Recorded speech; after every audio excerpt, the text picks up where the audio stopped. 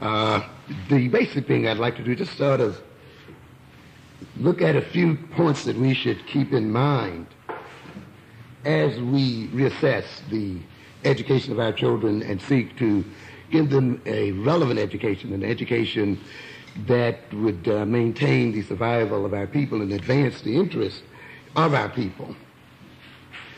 Too often, as I've said many times, and I'll repeat again, we as African people, particularly in America, and I think perhaps in the world in general, tend to perceive education merely as a preparation for jobs. And often when we admonish our children about education, we talk to them in terms of the jobs they'll either get or will not get as a result of not being educated. And we seek to motivate them in terms of the jobs or the opportunities or the quality of life they will achieve or not achieve if they are not educated in a particular sort of way. I do not deny that that is an essential reason for becoming educated. Certainly, people want to either maintain a standard of living that they already appreciate very much, or they want to increase or enhance the quality of their lives, which in this culture requires further education. And therefore, that this motive for being educated is a central one. However, I think we should also look at education in a broader sense. That education is not a mere individual achievement. That education is not something that one gets in exclusion to what else is going on in the world. Education is a social process, and ultimately it only makes sense within a social system. It only makes sense as a part of a social context. We must then move beyond viewing education merely as an individual achievement or as an achievement that will merely enhance the individual life or maybe the narrow family lives of certain people. Every culture engages in education in one form or another. It doesn't matter how so-called primitive the culture may be or how advanced the culture may be. There is still a process that we may call education taking place. Even if it's the learning of how to fish or how to hunt or how to gather or how to cook or how to do agriculture or how to perform priestly duties or other roles, the medicinal role in the society or other kinds of roles in a more so-called primitive society or advanced society, the person must be trained in one way or the other or taught in one way or the other.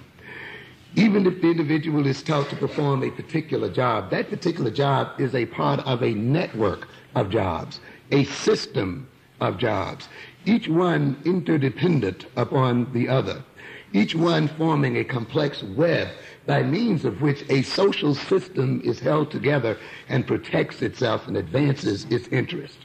So even if the individual thinks that he or she is getting an education for him or herself alone, when you look at that role or that job that the individual is performing, it is really a part of a network of jobs, a network of roles, which together then maintains a social system and protects the interests of a people and advances the interests of that people, you see. So when you look at jobs and when you look at preparing for roles, you must look beyond just what it will do for you as an individual or your family as a group. You must also look at those jobs in the context of your social group, of your society. The United States here, for instance, the United States government, and you look at a person like Reagan who claims to be so capitalistic. But when he recognized that if he followed the capitalistic mode of doing things, that is, letting the market determine what businesses would remain and what businesses would go out. He recognized, though, that a very vital industry in terms of the defense of this nation could not be permitted to go, even though market forces would dictate that they would go. For instance, the so-called semiconductor business that's very important to computers and the making of computers. Now, it would be quite possible, given the market forces, that the United States would not have that kind of industry, period, because the Japanese are so much more competitive and better at producing the semiconductors, and just order their semiconductors from Japan or from South Korea, somewhere like that. But they recognized that to put themselves in this situation would be to put themselves in jeopardy, to put the nation in jeopardy. It would mean that vital parts of their computers and vital parts of their computer programs would be known to other nations and other people, that they would be dependent upon other nations and people. And therefore, in time of war, in times of defending themselves, they would not be able to get the correct parts, or the other nations manufacturing these parts would be very much aware of the nature and design of their defense systems. They also recognize that they must have people within the country itself who are capable of performing the manufacturing jobs and the other jobs related to these semiconductors.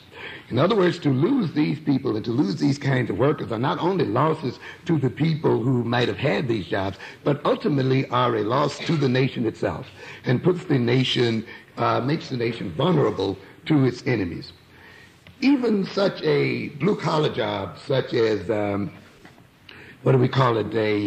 machinist, which seems to be a relatively pedestrian job, is a very, very vital job for national defense. A machinist, a top-notch machinist, can literally make an engine, an automobile engine, a jet engine, and so forth, and you would think that all this engineer is doing, or whatever, is drilling holes in blocks of iron and steel. It's extremely vital. This kind of job is not merely then a job for that man or that woman to feed himself or his family. That job is intimately related to the defense of this nation and to the defense of the Western Hemisphere. To lose those kinds of jobs and to lose that kind of role means then the country becomes vulnerable to its enemies and possibly will be defeated in war. The auto worker is not just an auto worker. Those assembly lines in times of war become assembly lines for making tanks and other vital materials. A nation that has industrial power, and yet while in peace that industrial power is used to feed consumer needs, can turn that industrial power to feed consumer needs into industrial power for military needs and for defense. The point that I'm trying to get at here is then that jobs may be looked upon as mere jobs, but they're not merely that. Jobs and the roles people play are vital to the people themselves. And ultimately, the job that one performs depends upon other people, of course, supporting that job, either by buying the products that you are producing or supporting the service in one way or the other that you're providing. In other words, you cannot have a job in a sense of any social value if you live in the world totally alone.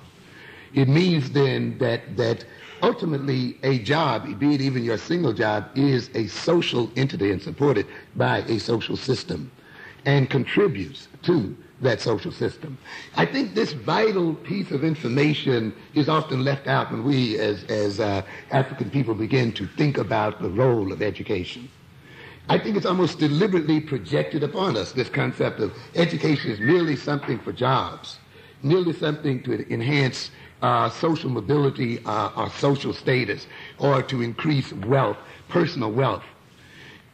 I think we are deliberately not made to see that jobs and roles are a part of protecting a people and advancing the interests of those people, so that ultimately those jobs form a network by which those people defend their interests. And to me, this focuses at the very heart of education and the very point of education, and that is to maintain the survival of a people, to advance the interests of a people, to protect that people against its enemies.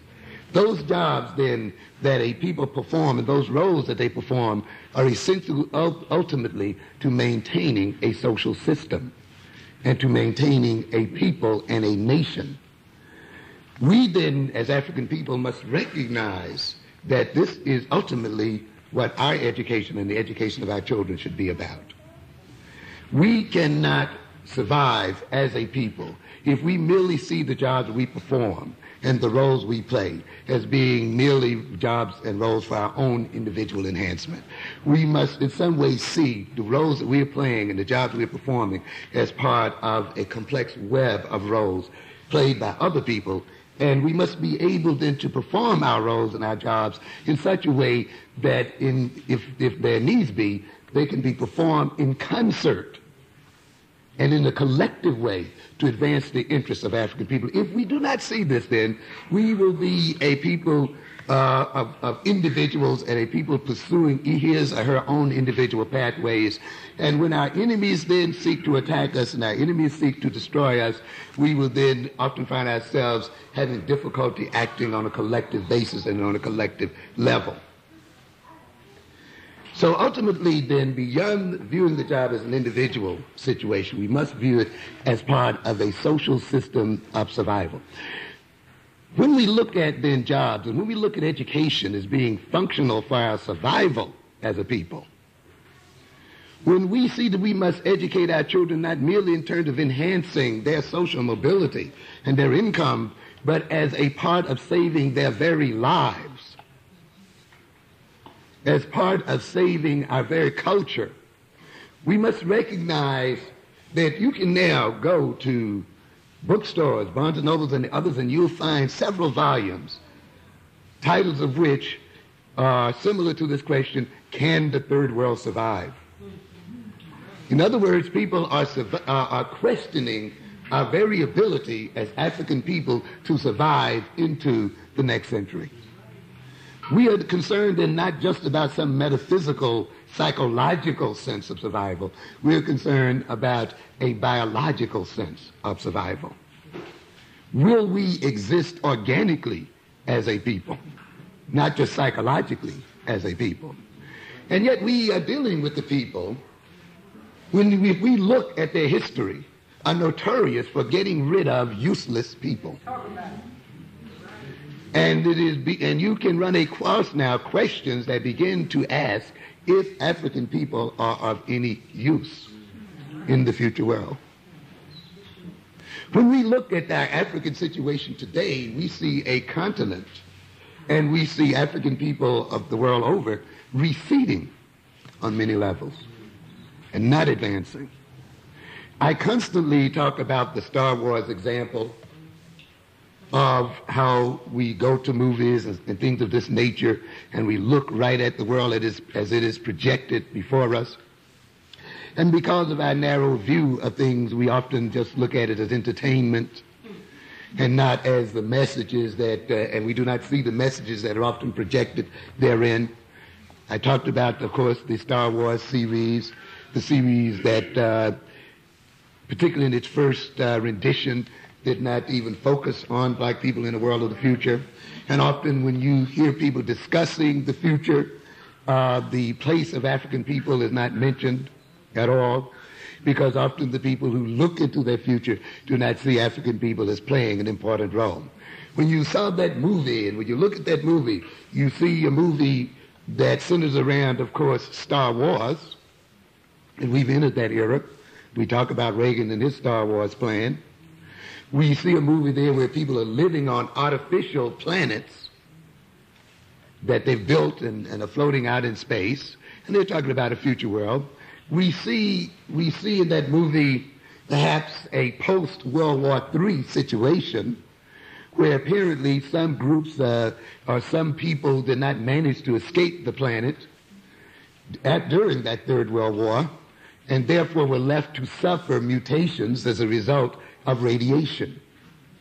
When we look in today's real world, we see again then the European people preparing themselves to build these artificial space stations, already exploring planets beyond the Earth itself. You see them already developing magazines such as Commercial Space, where they are now talking about how they are going to commercially exploit Mars and commercially exploit the moon, already laying out designs for the future in terms of cities and in terms of other establishments by means of which they will survive on other planets. We see them, of course, with the satellite, with the shuttle program, preparing then to move to other planets and to live under other circumstances. We see them, when they talk about the Star Wars, preparing to fight war in space. And they recognize that the nations who cannot fight war in space will essentially be nations who will have to basically surrender. We see in the current AIDS epidemic the spectra of germ warfare and biological warfare. of how our death may not come upon us from 400 and 500 miles out and rain upon us through the use of exotic weapons such as particle beams or other things of that nature, but may be of the slow, creeping, and agonizing type of as we see with AIDS.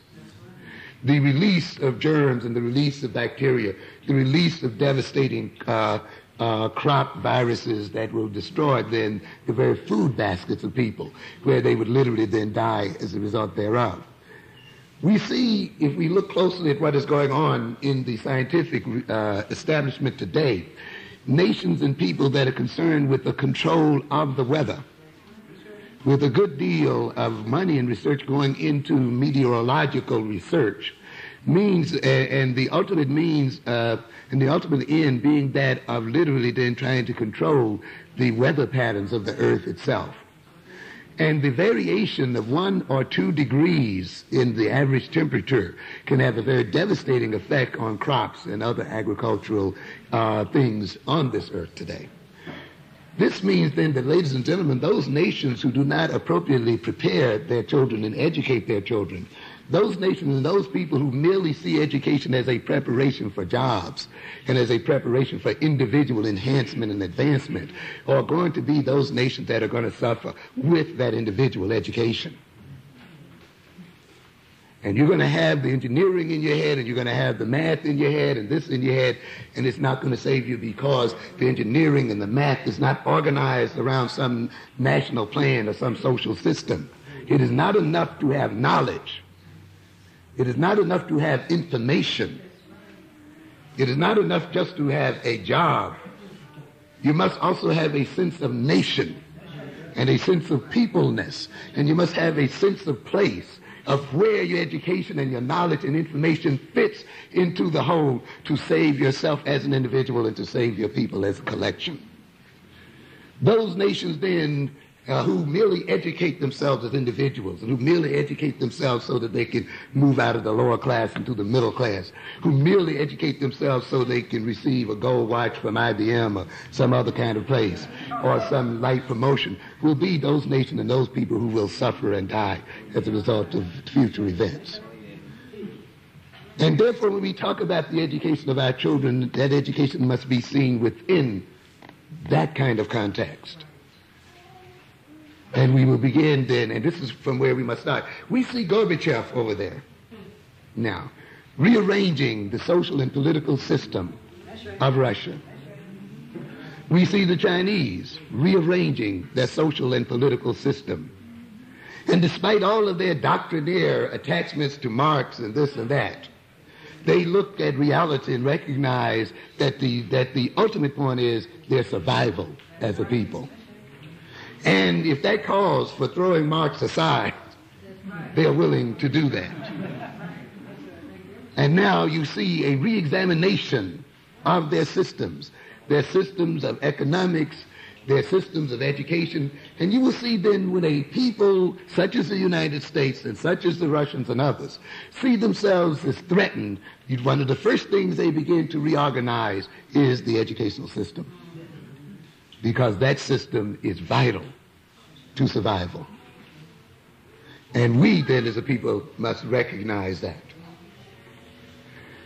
When you look at education then as being vital for survival, for the advancement of your people and the enhancement of your culture, then you get a base for measuring the value of the education you get. Too often we measure education and the goodness of education in terms of the reputation of the school.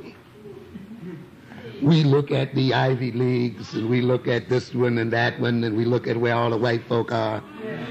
And we assume then that this is where the good education is. You see. And we think then getting degrees from these kind of places represents good education. But you must recognize that good education is a relative term. What is good education today is not good education tomorrow. That education changes its relevance and changes its definition depending upon the circumstances which confronts the people. Ultimately, when you see survival and the advancement of your people as the central focus of education, then you judge education in terms of the degree to which it contributes to the survival and the enhancement of your people. Not in terms of who's teaching and where they're going to school and the reputation of the school. You look at it in terms of to what degree is the education of my child and my people getting going to enhance and ensure the survival of our people. And you recognize often then when you use that criterion that what is called good education may be severe miseducation, may be actually what I have called and have referred to sometimes as an education into ignorance, an education into dumbness. I've said before that if this world is to depend upon African people being unrealistic, being cut off from reality, being ignorant of themselves and of reality, which it does, then education itself will be a process of making us ignorant. In a sense, the more we get, the dumber we become. In reality, yes. Ignorance is a relative thing. Ignorance does not necessarily mean a lack of knowledge. It can mean an abundance of the wrong kind of knowledge. So we cannot look at education merely as an accumulation of knowledge. But education involves not only an accumulation, but a correct kind of knowledge and a knowledge that is usable and functional for a people. While we may go to the Harvard and Yale and accumulate knowledge and accumulate information, there is still question as to whether that accumulated knowledge or information is enough to ensure the survival of African people. While we are learning one thing, we are often not learning another. So in a sense, while we are becoming smart and knowledgeable in one direction, we are becoming dumber and ignorant in another. And often then, the area in which we are becoming more knowledgeable, while it is building up our accumulation of knowledge, may not be relevant to our survival. And we have to look at education in those terms as well, ladies and gentlemen. In what way does education enhance our people? To a good extent, the dominance of the Europeans, who are a minority in the world, depends upon the miseducation of African people, upon a certain kind of ignorance, a certain kind of lack of knowledge and interest. It depends upon that. If this kind of knowledge were available and the kind of social relationships that we need were available, the European would not be in his or her position of dominance today. If that is the case, then it means that even while we are being educated, we are also being made ignorant. It has to be that way. And it's phenomenal then to see how, in a sense, we can be in a classroom and see ourselves as learning and yet at the same time be made ignorant. And often it is the most educated of us who are the most ignorant of what is really going on in the world. Very much so. And it is a pathetic kind of situation because often with this education we assume a certain amount of authority and we often then mislead the people. When you look then at education as a preparation for survival and an enhancement of the people, when you look at education then in terms of its relevance to your people, you begin to see then that the education of black children cannot be a duplicate of the education of white children. It cannot be that. You not only educate a child or people in terms of the available job market, but you also educate them in terms of the future demands that they will face as individuals and as a people. You also educate them in terms of the tasks that lie ahead for them.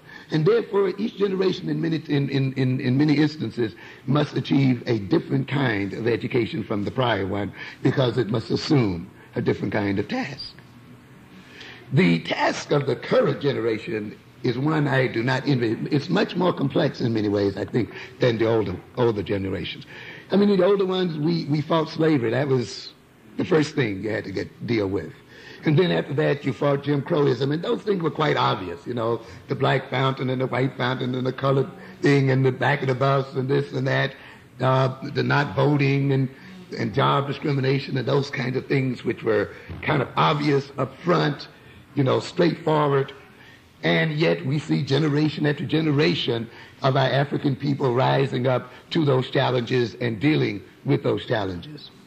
We have not overcome them totally by any means, but to a great extent we have subdued them and reduced them. Now we are at another major crossroads, which I think is even more challenging, and that is our very survival into the 21st century. Even while we were slaves, we were needed, you know. And to a great extent, I say maybe up to the 1950s, we were still pretty much a needed part of this culture because we perform certain roles. But when you look at the futurists who talk about automation and various other kinds of things, as I said earlier, the need for such a large amount of us becomes questionable. And then the issue becomes, what are we going to do with those people? This then means that this generation, at this point, faces a very severe challenge. Because as I said earlier, when we look at the history of the Europeans, we see a history of a people who, by one means or another, have eliminated people they no longer need economically. And I do not believe that this trait has disappeared by any means. In fact, when we look at our situation today, ladies and gentlemen, we are in very precarious circumstances. I've often said that if the Europeans decided that they would re-enslave African people or decide that they would just remove African people from this globe, from the continent, what African nation could actually defend the interests of black people? How would we defend our interests as people? We have been misled by assimilationists and integrationists who make us think that once we unite with these people and they overlook our color and so forth, we will have, become free at last. But that's an illusion. You cannot put your fate in the hands of the so-called goodwill of a people you know from their historical and from their current behavior have no goodwill, and who are subject to change that will dependent upon economic, social, and political circumstances. No matter how well you are employed and no matter how well you are integrated, no matter how well you are worked and assimilated into the American and European structure, that is no guarantee against your ultimate elimination, ladies and gentlemen. The ultimate guarantee cannot rest in the hands of Europeans. It must rest in your own hands. You must be in a position to defend your own lives and your own selves as people. That requires an assumption of power. Not of getting somebody to love you or getting someone to so-called accept you, or getting someone to look at you and overlook your color and see you as some kind of abstraction. It requires the ability to actually defend yourself regardless of the attitude of the other individual. Your salvation and our salvation cannot rest in the laws of this country. It cannot rest in the cardinal principles of white Christianity. They must ultimately rest in our ability to defend ourselves against our enemies. Because the law cannot protect anyone. The law is only as strong as those who wish to enforce the law. And so the laws that are on the books now are no protection for us, ladies and gentlemen, as long as those laws depend upon the enforcement by our enemies. And if they should, for whatever reason, decide that they will not enforce those laws, then we are back to square one, if not in worse shape. This means then that we must not only struggle so-called for acceptance, but we must struggle for true and real power. When we talk about then power, then we are talking about educating the black child and educating ourselves in a very different fashion than what it is today. I usually enumerate some reasons why we should have a black psychology, the developmental psychology of the black child. One of the things that I mentioned is that the destiny of the black child is not that of the European child. When we look this world over and we see many of our African nations on the continent and off the continent stagnating economically, socially, and politically, and militarily, when we see our own condition in this country stagnating and going backwards and our communities crumbling and falling apart as a result of crack and all other kinds of ailments, when we look at our TVs and see the face of poverty as that of a black child, bloated stomach, we must recognize that the task of our children is fundamentally different from the ones of the prior generations.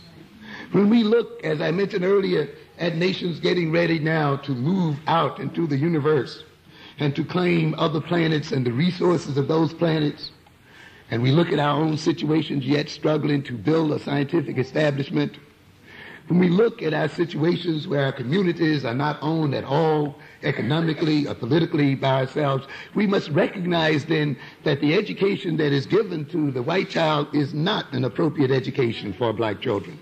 And the way we rear black children cannot be a duplicate of the rearing of the white child. I have often stated then that the destiny of the white child is conservative. It is to conserve and enhance the advantages that the whites and Europeans already have.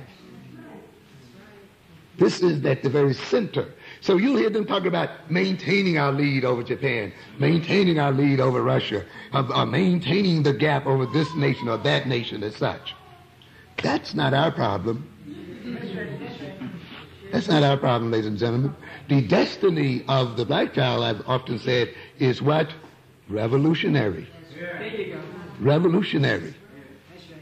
If we are to feed these children, if Africa is to reclaim its wealth and keep and remove itself from being raped and pillaged by Europeans, if we are to change the situation of where our peoples who inhabit the wealthiest lands upon this earth are literally starving to death over these lands, and while other people's lands who have nothing are seen as rich and powerful, then we are talking about preparing the black child for revolution. We are talking about changing and turning this current system upside down, right side up, and changing the circumstances under which we live. That requires a very fundamentally different kind of education. In other words, the education of black children and the education of the black man is an education for war. It isn't, thank you very much, it's an education for revolution, for overthrowing the current system. We must face that fact and face those circumstances. When you talk about war and when you talk about revolution, you're not only then talking about education in terms of knowledge, but education in terms of character, education in terms of identity. You're talking about establishing new social relations between people, new types of identities and ways of looking at the world and looking at oneself. That is not an education that can be achieved in an integrated, assimilated classroom. It is an education that can be achieved only by us alone. We must then prepare to bring into this earth and bring onto this earth and into this world a new world order. I've often stated that it is not enough for us just to talk about integrating into a system. I think it's a shame that we did not discuss the whole issue of integration in the 40s and 50s and discuss whether this was the kind of system we wanted to integrate into. We did not discuss its moral, social aspects. We merely saw ourselves as being left out. But we did not ask ourselves, left out of what? If we are talking about a system that is racist in its very core, that is exploitative, that threatens the very life of mankind itself, that is morally and spiritually decadent, then the issue should not be whether we are going to integrate into it or not, but the issue is to bringing into being a new world order and a new social system. African people then are not merely concerned about being integrated into a social system, but bringing into being a new way of living and a new way of relating to mankind on this earth. A new set of values, a new set of orientations, another kind of spirituality and morality that does not threaten life on earth and destroy and exploit and eat people up and degrade people who are different from themselves. Again, then, when we talk about the education, we recognize that the education as it is presently presented in the schools today is not adequate for the education of our children and of our people.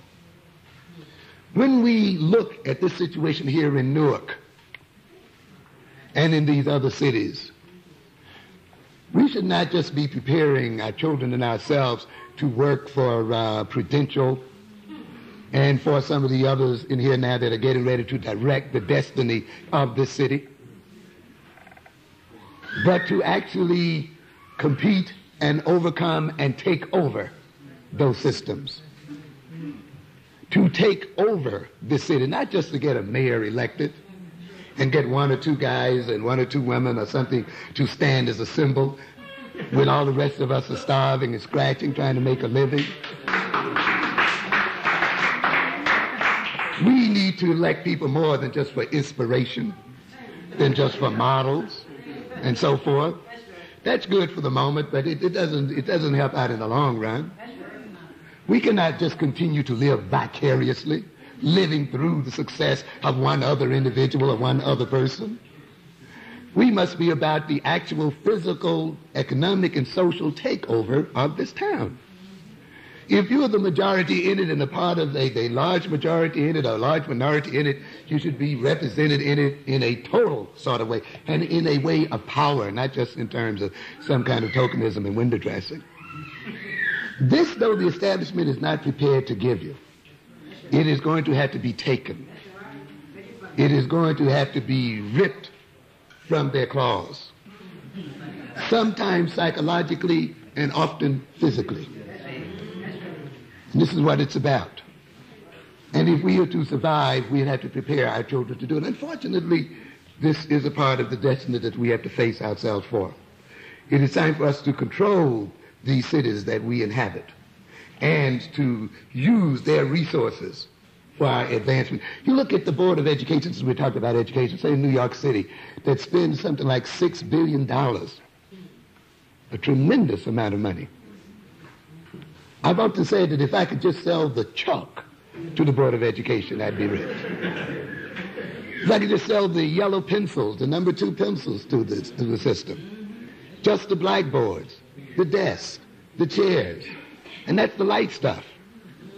What about the construction of the schools? What about being the custodian who gets something like $250,000 or more dollars to spend the way he or she wants to? What about all of the other things that go into the running of an educational system? Billions and billions of dollars. Not only then are those dollars used to miseducate our people, but they are used to enrich another people. You can make many millionaires for $6 billion, I tell you. You can make many wealthy people using that kind of wealth. But if you're not in a position of power, you see, if you're only concerned with getting a chancellor up there to serve as a symbol, but all of the other monies that are being spent in various other ways are still going to the other people, you've accomplished very little, if anything at all. You must recognize that in this nation and in this world, money, wealth, and politics are intricately welded together. You see? And they go together. And if we are to get access to economic power as well as political power, we must then seek to take over the cities and our areas economically and politically. We must see the Board of Education not merely as a mean of educating, which it is not doing, but also as an industry and as a resource for our people. But we have to see it that way.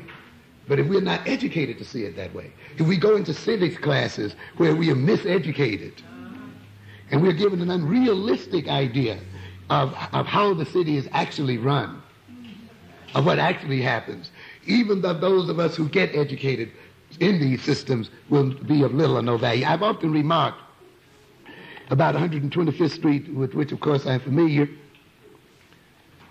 of how there must be almost a monotonic, a direct relationship between the number of degrees in business administration we get and the fewer businesses we actually administer.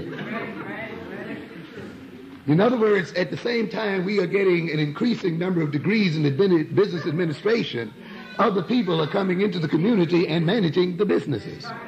In other words, we have not seen yet an outflow from the colleges that are providing the degrees in business and economics.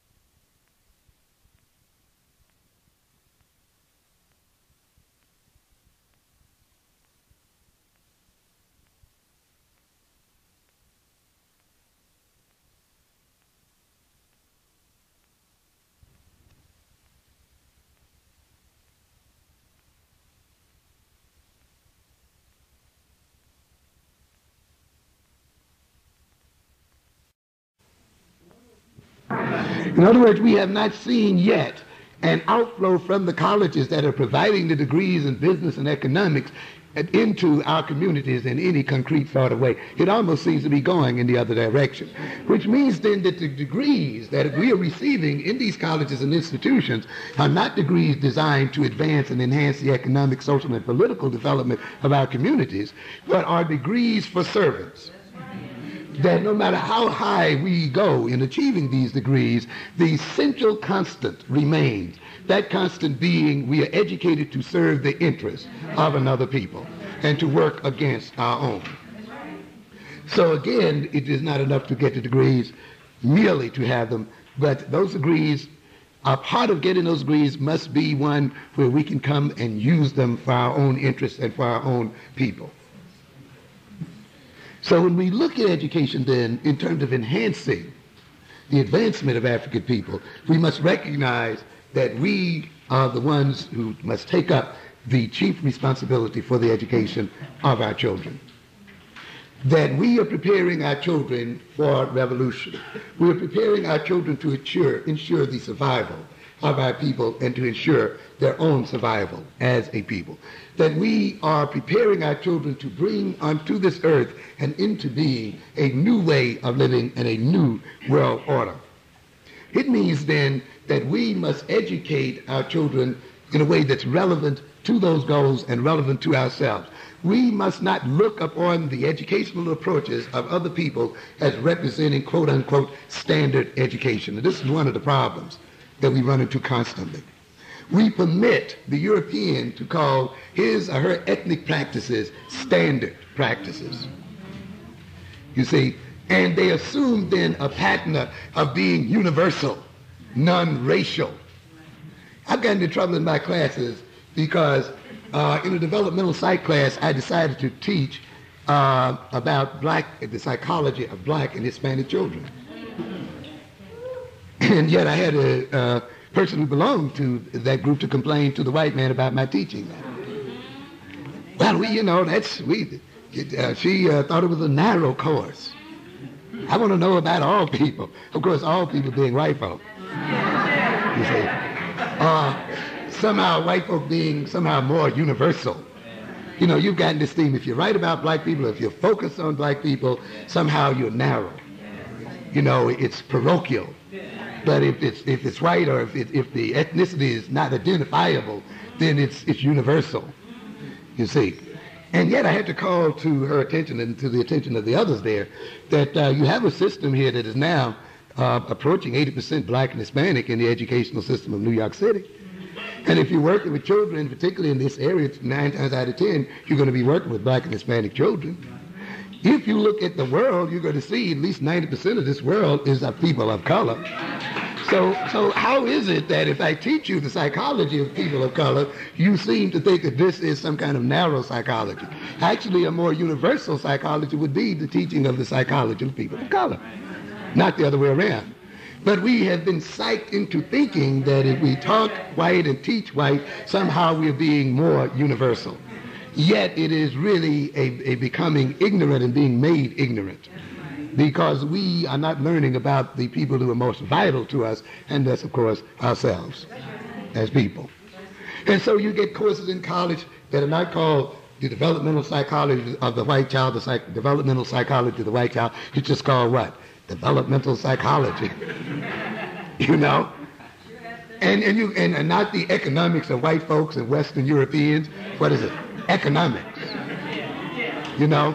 And so we've permitted the European to usurp the titles. And I've told you, one of the things that we have to do as people is take away from the European the power of definition, of being able to name things. The power to name, the power to define is an immense power. It is essentially then a power to control and to create consciousness. You see in Genesis, as God hands over the power to Adam, one of the means by which he hands over that power is what? You shall what? Name and classify. And when you permit another people to name and classify, you're then a subordinate to that people. As a matter of fact, I'm sure some of you saw the Gil Noble show today, and one aspect of that show was very, very interesting. I forget which one it was. I believe it might have been Tatum, but it might have been the other one, Cooper, who indicated that if it isn't in the New York Times, it doesn't what? It doesn't exist. It doesn't exist. A very important fact mentioned there, ladies and gentlemen. You know, I talk about various constants. There is various things that have not changed despite all of the apparent changes we've gone through. I talked in other forums about how certain things have remained the same, despite now riding the front of the bus and eating at the same lunch counter and going to, the same jobs and getting promoted and getting on the Supreme Court and all of these other things. But there are certain things that have remained fundamentally the same, and there's no intention for the European to ever change them. As a matter of fact, the changes have been instituted to maintain the sameness, to obscure and blind one to the constants. As a matter of fact, I've often told my students you are being educated to put a black face on white power. Integrationism and assimilationism, to me, to a good extent, is merely an outgrowth of neocolonialism, where there is an apparent change in power, an apparent change in who's in control, but the real power and the real control is still in the same hand. And we still have that kind of game going on. And a good deal of education today is about that kind of deception. I've often indicated, in fact, for the Europeans to rule this world, they have to rule it in terms of what?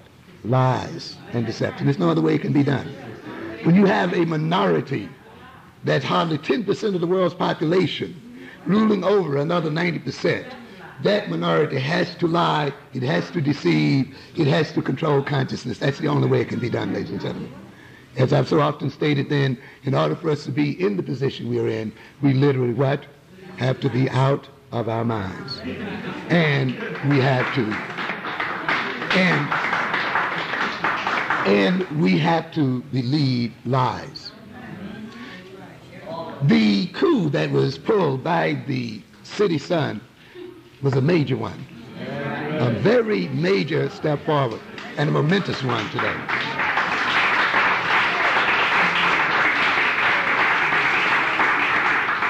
Because beyond the story itself was a much more fundamental thing happening, a very revolutionary thing happening. Or as one of the gentlemen said, if it's not in the Times, it's not news. That's one of the constants I talk about. What I call the constant of maintaining power over definition. And I've said, despite the change, despite the fact now we're not in slavery, despite all these other things I named earlier, the European still maintains control over what? Information. He still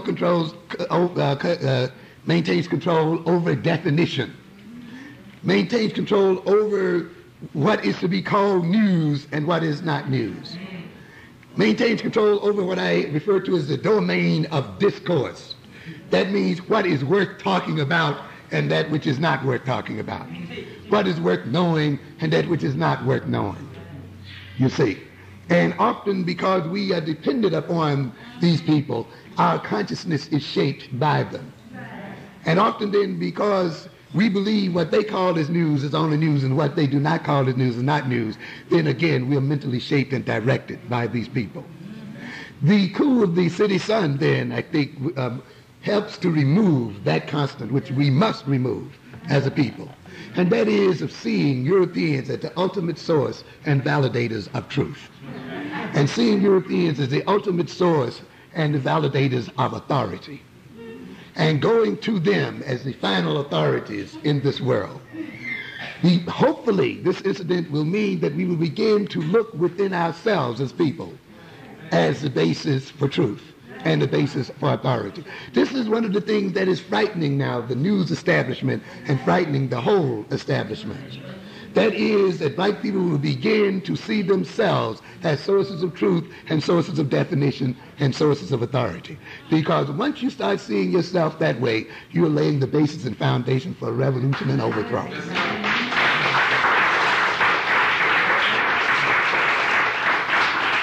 You have moved a long way toward down the road of true independence.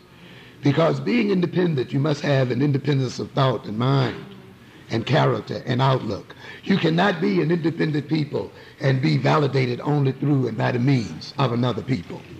So this has been great. I see a part of the drug struggle in our country also as one built around this issue of authority. To a good extent, we as a people can remove the scourge of drugs if we would assume the authority over our communities.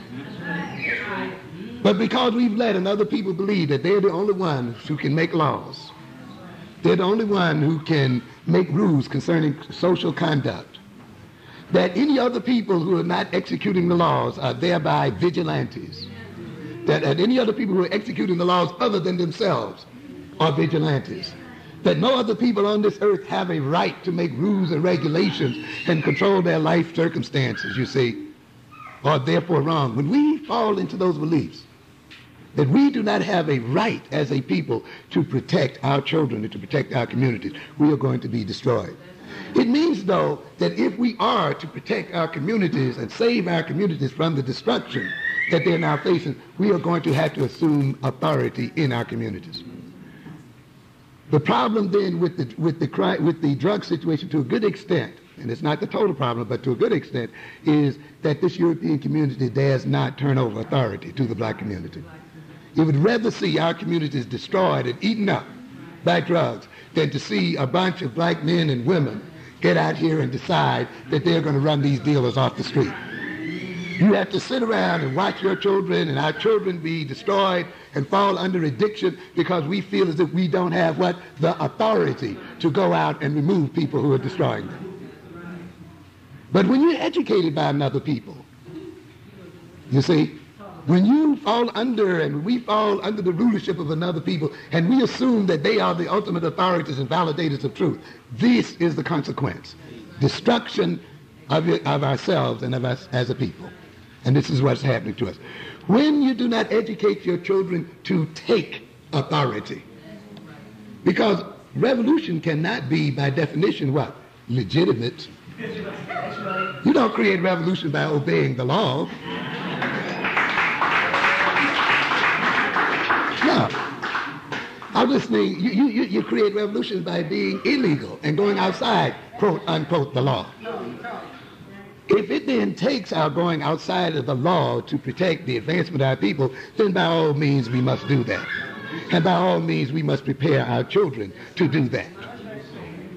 But when you're being educated by the other people, they're going to make you think that obeying the law is the ultimate end of all. And when they tell you you can only progress by keeping your nose clean in terms of the law, in a sense they are holding you then under their own control. So again, the education of our children represents a preparation for revolution and war, and ultimately a means of saving our own people.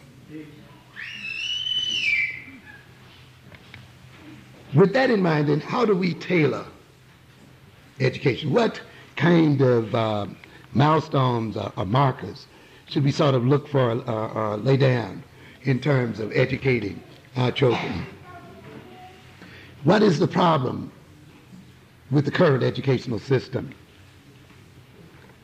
To a good extent, you see, when you start talking about the education of our children and our people, you have to look at this racist system. So a lot of people start right off with educational technique. You know, how do you teach the ABCs? How do you teach math? How do you teach this? As if the problem of teaching our children is merely one of technique and not one of political struggle and social struggle. It's merely one of where a child comes in with an empty head and you just pour knowledge into it and just leave it at that. But education is not that simple at all, ladies and gentlemen. That is not what it is about necessarily. You have to ask yourself the question, when you begin to look at the education of our children, just what would happen if our children, if we graduated, say, 80, 90% or more of our children in a way that they could successfully compete with the other groups in the system. Is there room enough economically in the economic system of Newark for a large number of educated blacks and other people of color? Is there enough room in the economy to absorb a large group of our people? Particularly in terms of being fully in control of that system. I'm not talking about just on entry-level jobs, but from top to bottom. You have to ask yourself that kind of question. We asked about New York. Does the dropout rate then really represent, on top of everything else, a political means by which our people are taken out of economic competition? Does it provide an easy excuse and cover over what would ultimately be racism, but now can be hidden behind lack of education? Oh, so, you don't get these jobs and you don't get this or that because your people are not being educated. If not, why is it that successful black educational institutions seem so frightening to the other people? in the world. Ask yourself the question, what would really happen if we truly educated our children and our people in the way that I've been talking about earlier? What does that really represent to European power and to European dominance in the world? And then ask yourself if these people are really sincere about educating your children in the right sort of way. You see, this country has a dilemma. It projects itself as a liberal, progressive society, and yet at the same time it must maintain a large segment of that society in subordination. But it must not say, it must though say we're not doing it in terms of racism, it's done because of some defect within those people themselves. It reminds you again of the Malcolm X situation here, where he talks about, what is it, the man, you break his legs and then you tell him he's free to run in the race? This is the situation where they say, well, you're free to go to any school you want to, but your mental legs have been broken. Now, if you can't win, that's your problem. And this is what happens in a society that operates on the basis of a contradiction, that appears to be liberal and open and has laws about integrationism and has a court that rules against segregation and so forth, but yet at the same time has a need to maintain a large segment of its population in ignorance and in a low level economically and socially and politically speaking. It in a sense must break the mental legs of the people and then say you have opportunity if you would only take advantage of it. And therefore it maintains itself and maintains its power while it appears to be free and appears to be open and appears to provide opportunity for the people. You ask yourself then, if this system is truly concerned with the education of black children. And the other question is, of course, would we really want our children to be educated in the way that it educates them if it were truly concerned? That's still another issue. You see, because if miseducation is going on, even being truly concerned and caring and successful, quote unquote, may still not add to the enhancement of our people and advancement of our people. There's still another issue there. In a sense, then, this system accomplishes its means by one or two ways.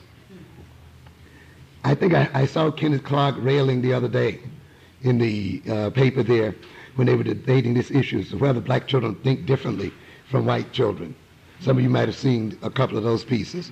And of course, people get really riled up right away. We get riled up immediately. Anything that suggests that we're different from another people upsets us right away, you know, because we assume that differentness automatically means inferiority, you know. And if you say we think differently from the white child, oh, no. We think just like them. All they need to do is just be, you know, all they need to do is to just be taught. You know, all they need to do is just receive a solid education and caring education by the people who are in control of the schools. It's sort of the Kenneth Clark idea. Can black children be educated in those terms? Yes, they can be educated in those terms. You can motivate black children to be educated in the system in a way, the way it is in a way, ideally. But what would be the end point of it? You see, you have two basic fundamental ways that this system maintains black people, the educational system maintains black people under control. The large percentage of them, of course, it just sort of grinds out as we move through the gradation system, and it sort of just feeds the class structure, you see. The other, and a large part of it involves the dropping out situation, or where people just literally quit your rate and just leave it. The other part, though, involves people who actually become, quote unquote, educated in it.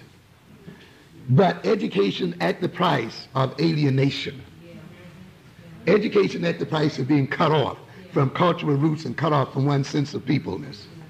Educated at the price of becoming an abstraction. Just a human being, just a man, no longer black and African. You know, just a professional, you know, who now define themselves in terms of the rules and regulations of the job. You see, but not in terms of the peopleness or at all, or in terms of an African identity. And so we get then people who are educated, but who in the process of being educated are literally, in a sense, educated out of their minds and educated out of their identity and educated into technocratism. They're able then to repair computers and all the rest of the things, but they cannot do it within an Afrocentric context and cannot do it for African people. They can manage businesses by objectives, And they can train and educate other people to run businesses, but they cannot develop businesses within their own communities. In other words, when you're educated in alienation, you can only serve whom? Aliens. That's the only ones you can serve. And therefore, those of us who get educated in these current systems also run the danger then of being alienated at the same time, of creating a schism within our personalities, of losing the ability to use our education for the advancement of our own people, of sometimes even sinking into neurotic self-hatred and conflict, so that we are literally paralyzed in our ability to actually advance the interest of our people. Being educated in this system then often requires that we give up our sense of peopleness and acquire the values and outlook of another people.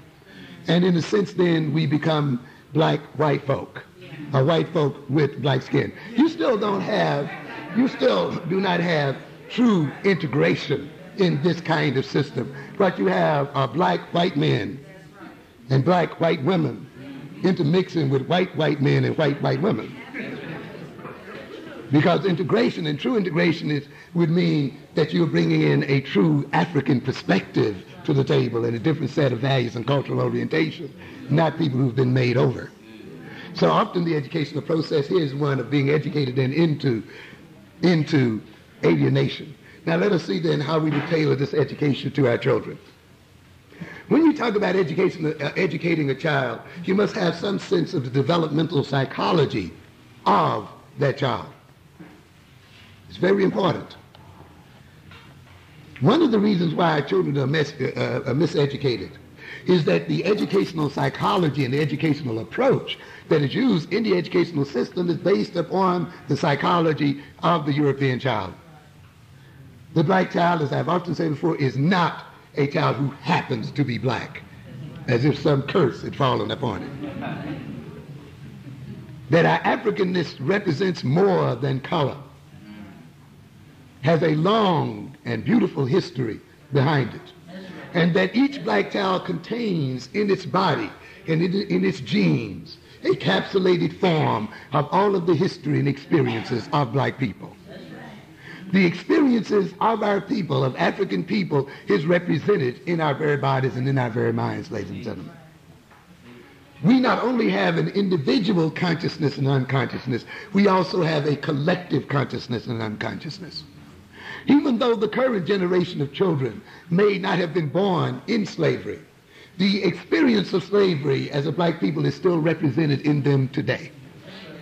They therefore cannot escape the slave heritage merely by feigning ignorance of it or seeking to escape it. It is still there. It is a part of the psychology of our children.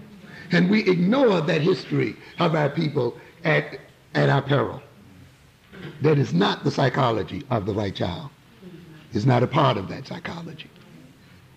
When you look at the psychology of the black child, those of you who've read the book, The Developmental Psychology of the Black Child, you see that even physiologically our children develop in ways that are significantly different and in advance of the white child. That you cannot use the nutritional chart that is used to feed the bodies of white children to adequately meet the nutritional needs of black children. That the brains of our children are developing in advance of that of white. They walk and they talk early and they do many other things early. You're talking about a children who represent the origin of mankind upon this earth, not children who are just black. Children whose ethnic groups is the mother and father of all other ethnic groups on this earth. Children whose ancestors laid the very foundation of what it means to be human on this earth, ladies and gentlemen. And I believe when you see them in advance in their development and in their coordination and in their mental abilities, it sort of recapitulates the advancement of our people in the history of mankind as a whole. As we were the first of humankind to walk upon this earth and to engage in social relations and political development and all of the other things, we see it represented again in our children as they walk and talk earlier and relate earlier and move about on this earth earlier. So we are talking about then a child who then is not a colored imitation of the European child. We talk about then the psychology of the individual as being a representative of the history and experience of that individual. You are who you are as an individual to a great extent as a result of your personal history. And therefore, to understand you as an individual, a person must have some sense of your experience and your history as an individual, because that is the basis and foundation of your psychology, of your outlook and your orientation to life. And therefore, when you look at a people, you, in order to understand the psychology of that people, you must also understand the history and experience of that people.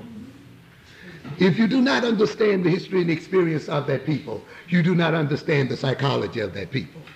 And if you then you seek then to educate the people and the children of those people and relate to those people, you are going to miseducate them and misrelate to them, and you are going to distort their psychology, and you're going to distort them as people.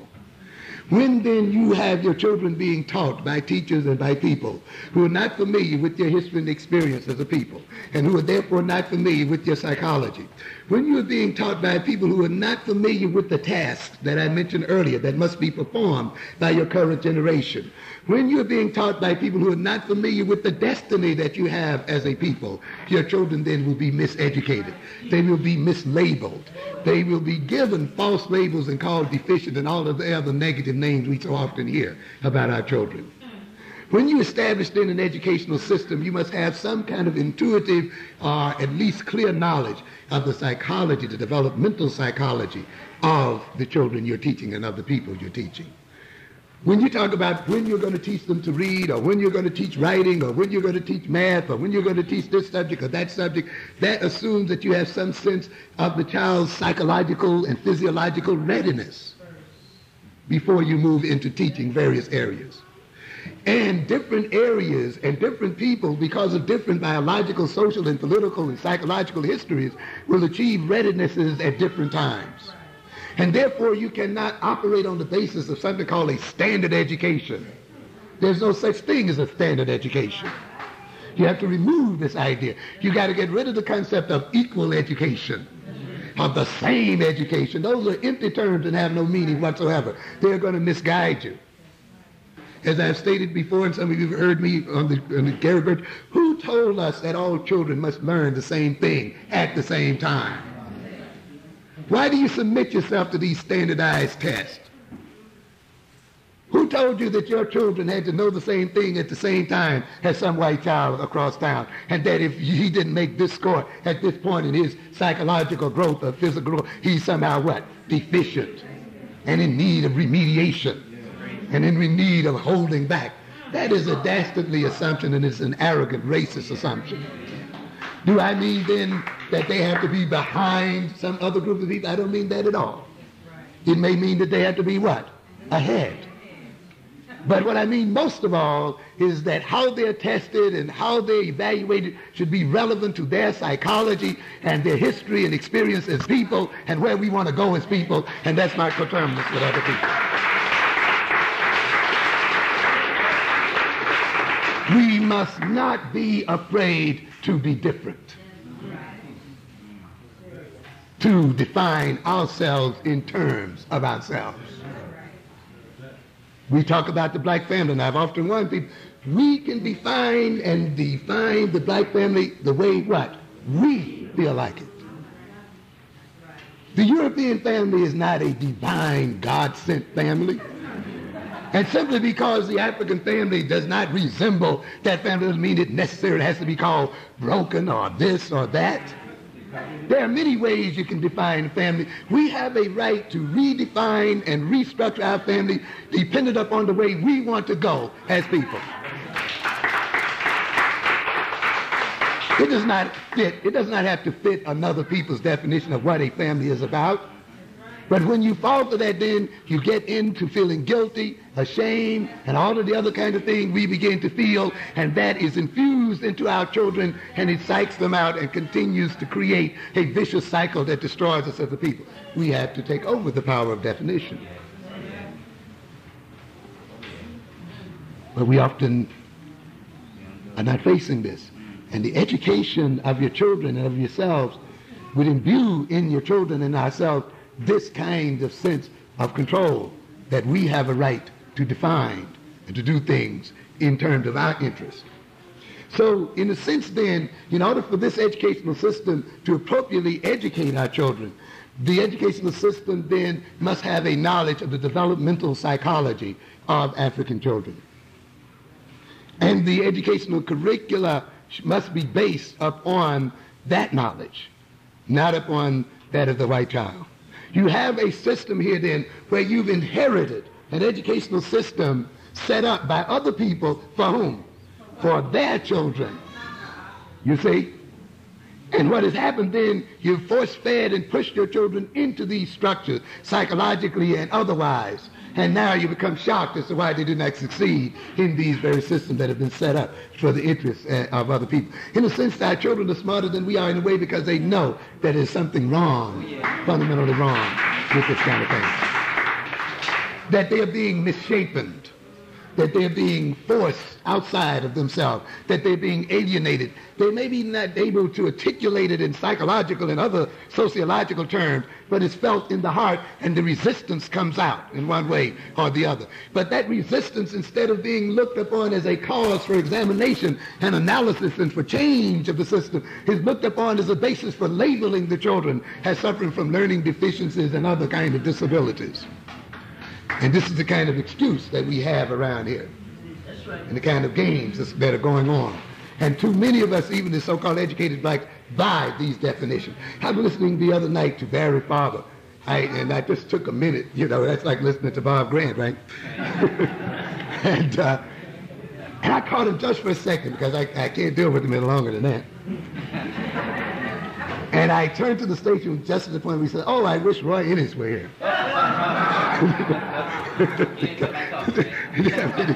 He was talking to Ishmael Reed at that time, of course, and of course he and Bob really wished that Roy were there, when it comes to lambasting black people. And he says, Ishmael, wouldn't you agree that black people produce the bulk of the crime? You would have to admit that, wouldn't you? A very interesting kind of question. And one that you see even produced by people like the Mouth. What's his name?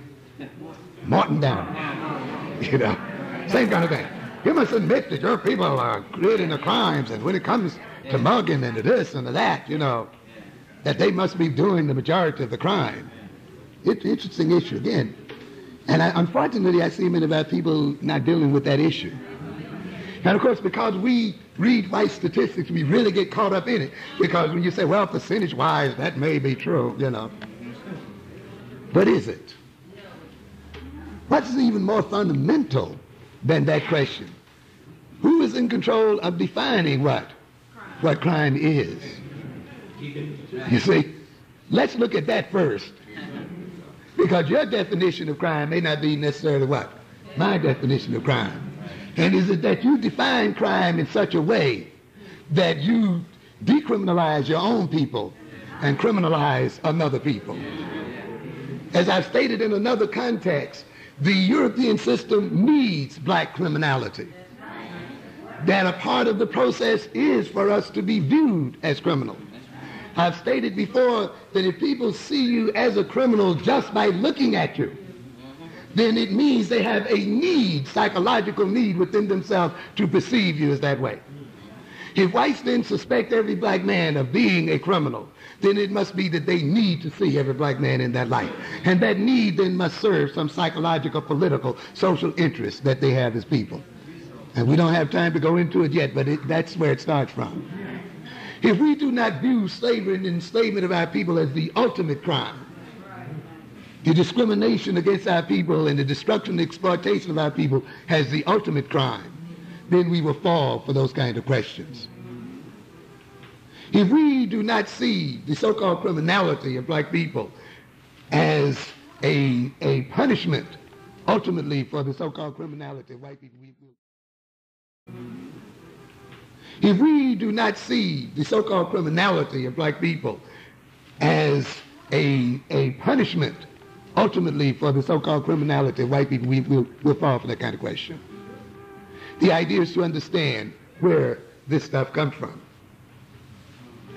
So when we look at the education of our children, then we must understand the psychology and the history and experience of our children.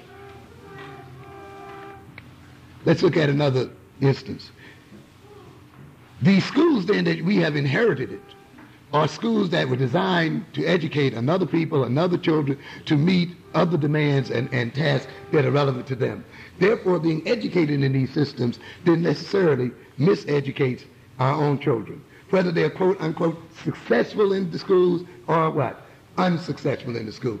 There is a lack of continuity between what is going on in the school and what goes on in the culture. In the cultures that are self-determining, there is an organic relationship between what is called education and what is going on in the culture as a whole. There's a wholeness there because the educational structure is created out of a cultural need, out of an attempt of a culture to adapt itself to certain demands. So there's a type of wholeness and continuity there. But when you have an educational structure imposed from the outside to meet the needs of people from the outside, to meet their needs, then the educational structure is discontinuous and disconnected to your own culture and to your own people. And therefore your child walks into an educational system that is foreign to it and that is disconnected from his whole life experience. And then his life experience is looked upon as something worthless and valueless, as upon something that needs of correction and in need of remediation and restructuring. And therefore we get this whole system of special ed and all this other kind of nonsense that we have out here today. Because people refuse to look at the psychology and understand the psychology of our people. 40% of the New York City teachers are going to be retiring here very shortly. They're going to have to hire 30,000 new teachers. That's a vast opportunity for us, ladies and gentlemen, if we would take advantage of it and move into these systems and educate our children. It is time for a changing of the guard and put in, as teachers of those children, the people who belong to the ethnic groups of those children. And where that is not the case, where at least we are able to input and influence the educational system. When you say, for instance, let's look at the time situation. Many of us think, for instance, that white children speak so-called better English because they have what? Better teachers. You know, we assume that. And yet it has nothing to do with that at all. Very little to do with that. The child comes to school speaking a language that is quite adequate within its own context. And now what we often require is that that child changes that language habit and switch over to a new language and a new way of speaking and so forth. And believe me, ladies and gentlemen, it is basically more difficult for a person who speaks a so-called dialect of English to speak the standard English than it is for a person who speaks a total foreign language to come in and often get up the new language.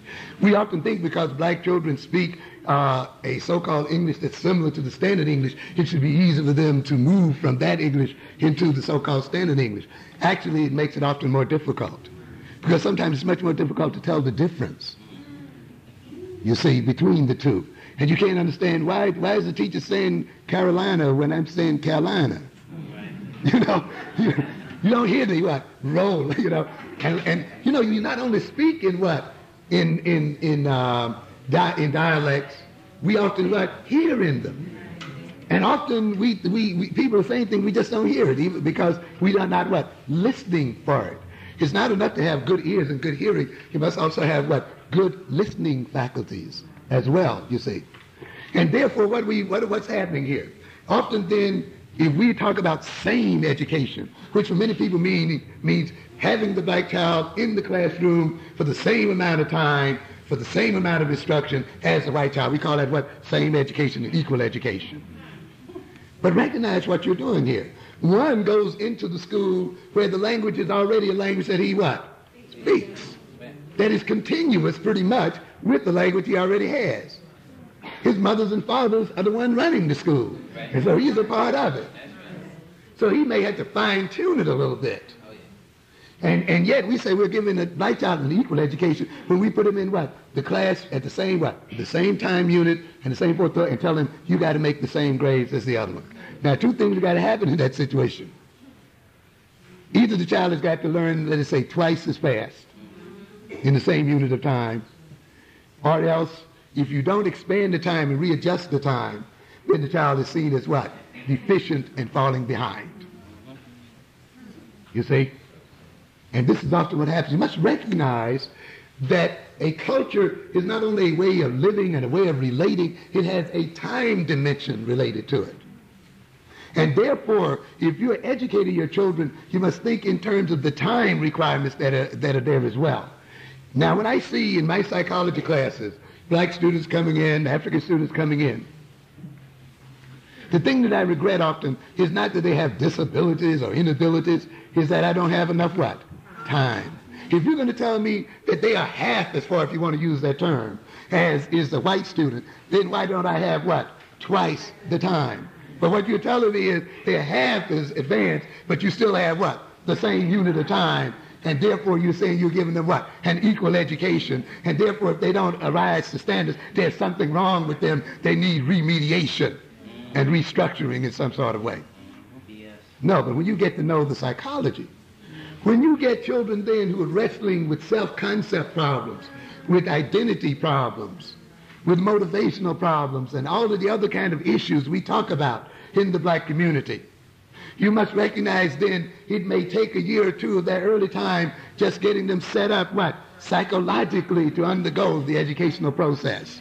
But because little white Johnny is starting at this point, who does not have the what? The same psychological issues and things to settle, and little black Johnny is at the same age, we assume because he's not there with white Johnny, there's something wrong.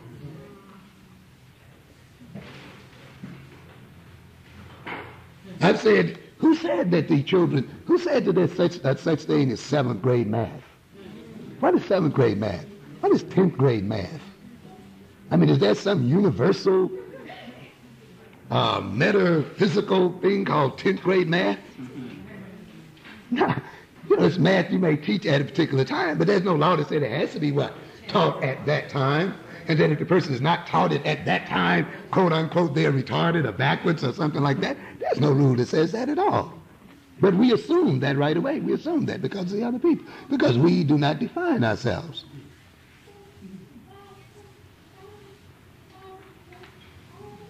If it may be that we may decide to teach our children their first math in the 3rd grade or the 4th grade or the 5th grade. You say, that's kind of late, isn't it? Not necessarily. If children have been psychologically distorted and are psychologically confused and are suffering from the abuse of this racist system, maybe the first few years should be built around dealing with this and healing these kind of wounds. Once those wounds are healed and once the purpose and sense of purpose is given, that child can learn often 2 and 3 grades of math in 1 year. See what I'm saying? So simply because little white Johnny is taking it at grade 2 and yours is not, does not necessarily mean that your child is going to come from behind. It may mean, though, if you try to teach him that, along with all the other struggles he's undergoing, he's assured of coming out behind. And therefore an educational structure must be one that takes that into consideration, that we as African people will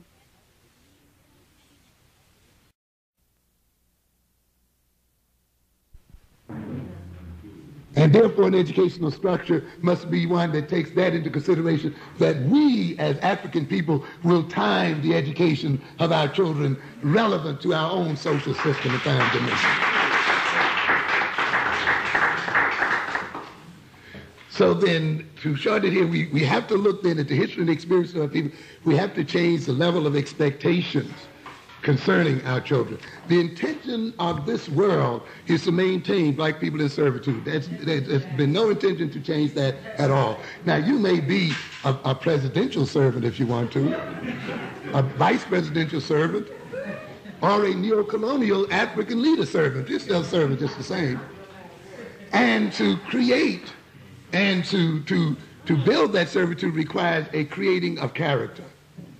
The beauty of the system is, how do I create a people for servitude and yet not let them be aware that they're being created for that purpose? And you have this kind of system. We must recognize that the essence of this system has been one of trying to create a character in black people. It's not that we have just missed out on being educated or this or that. It's the fact that this system has actually and still seeks to create a character in us as people. A character that maintains itself regardless of level of education. In other words, you can be a servant with a PhD as much as you can be a servant without one. It doesn't matter. It doesn't matter. The constant in there is what? Servitude and serving another people's interests. And to really make this servitude work efficiently, you must make the person think that what he is doing flows from inside of himself. And you can see this wish for servitude in books like Huxley's, A Brave New World, right? Or B.F. Skinner's, Walden 2. And you can see it in various science fiction sometimes where people are created from the cradle to serve particular functions and will be happy with that function because they've been taught no other function. This is not just a futuristic fantasy on the part of certain writers. It is an essential part of the social system. The idea here then is to create a mentality in people. The black man in this world today is a created man. We are, as I've stated in other contexts, a Frankenstein people. A people created to serve the needs and purposes of another people. One of the reasons and one of the goals of becoming liberated is that of becoming self-creating, of being in control of determining our own personality and social structure. You must recognize then that in order to, as I said earlier, for this minority to rule the world, the majority must have in it a certain character that submits to this rulership and this servitude. And it must be done, in a sense, almost voluntarily and with gladness. With a sense of this is the right way the world should be organized. Because otherwise this majority would not submit to this kind of rulership. It means then that the education system must be about creating this kind of character. I've stated then, if you want to know the character of the black child at any point in history, particularly under oppression and under European domination, you merely ask yourself what character in the African child is necessary for the maintenance of that domination. What kind of mental, political, and social characteristics must these children have if the white European is to stay in power? And you will see then those characteristics being created. Or ask it the other way. What characteristics in the African personality and in the minds of African children, which if they existed there would be perceived as threats to European domination? And you will see those characteristics being what? Neutralized and washed out. And from that, when you start with that question, you can begin to see the system organized economically, politically, educationally, and in every way to create those characteristics or to neutralize those other characteristics which work against European interests. Once you see that, then you can see the basis of your curricular approach. If, for instance, thinking black people who are able to look beyond the obvious, black people who are able to think abstractly as well as pragmatically, who are able to think technologically, but not only think technologically, but actually organize themselves technologically to produce technological instruments and technological systems. If that kind of thinking is a threat to European people, you will see your children having problems in science in the schools, ladies and gentlemen. You will see them having problems in what? Mathematics. And therefore they're having problems in science and mathematics is not just a happenstance, it is a necessary problem for maintaining European dominance. And that's what it's about. If the love of African people, one from the other, if we can look beyond these names that white people have put up on us and see ourselves as one African people, is a threat to European dominance, then you will see us identifying ourselves in terms of these European given names. I'm West Indian. I'm Bahamian. I'm Afro-American. I'm this, and using those as what? As the basis and foundation for not coming together and organizing as a people, you see. In fact, you heard, I believe, on LIB the other day, I think the United States is now getting ready to put in a new racial category in the census called mixed. That's going to give a lot of Negroes a way out. Yeah. So they're going to bring into being a mixed race. So in the future, you can check off mixed. You know, check your little color out and do the mixed number. A South Africanization, this is the thing I've tried to tell people for years and years, that race is not only a biological term, a genetic term, it is also a sociological term. And to a great extent, it is more important sociologically than it is biologically. People can define you in or out of the race at any time they feel like it. And one of the powers that we've given and permitted the European to have, you see, is that power to define ethnicity in a way that suits his will and his wishes. So now, in order to water down and knock down African unity and sense of peopleness, we will now create a new ethnic group, and that is the one called mixed. Knowing that some of you seeking to escape your blackness and escape your African heritage and so forth will eagerly move toward that group, and you'll get a little differential crumb for identifying yourself that way, and therefore the burgeoning and developing power of African people can be broken, and our subordination can continue. This is the kind of game that is going on when you let another people define who and what you're about. It also lets you know then that the identification of black people the world over as African people is a major threat to European dominance. Otherwise, there would be no need for them to do what? Redefine you ethnically. They are motivated then to redefine the ethnic group, because redefinition of it means the minoritizing of the ethnic group, and therefore the more you fracture and minoritize a group, the weaker that group is, and that group then cannot overthrow you. When you are a minority, you gain power by minoritizing everybody else. And this is the game. And therefore, if identifying ourselves as Africans, regardless of nationality, is a threat to Europeans, you're going to find your children reject being called what? African. You're going to see them have what? Identity problems in school, not knowing who or what they're about. You'll see them feel anxious anytime ethnicity is brought up. When I discuss ethnicity in my college classrooms, the black students are twisting as much as the white ones. Do you have to touch this matter? And the anxiety gets so thick in the room you can cut it. Suffering, don't bring attention to this. Let's not talk about this as a people. The whites feel threatened by it, and many times the black students feel threatened as well. But yet it is a necessary process we must undergo if we are to achieve power as a group. So you will see then the characteristics of identifying with the ethnic group, the ability to think in certain ways, the ability to use language. Ladies and gentlemen, the word is a very, very powerful thing. First there was the Word, and the Word was with God, the Word was God, and you see what? The creation of the world through the use of the what? The image and the symbol. This building was not thrown up by a haphazard throwing together of bricks. It was the result of the manipulation of symbols, the result of a social interaction between people.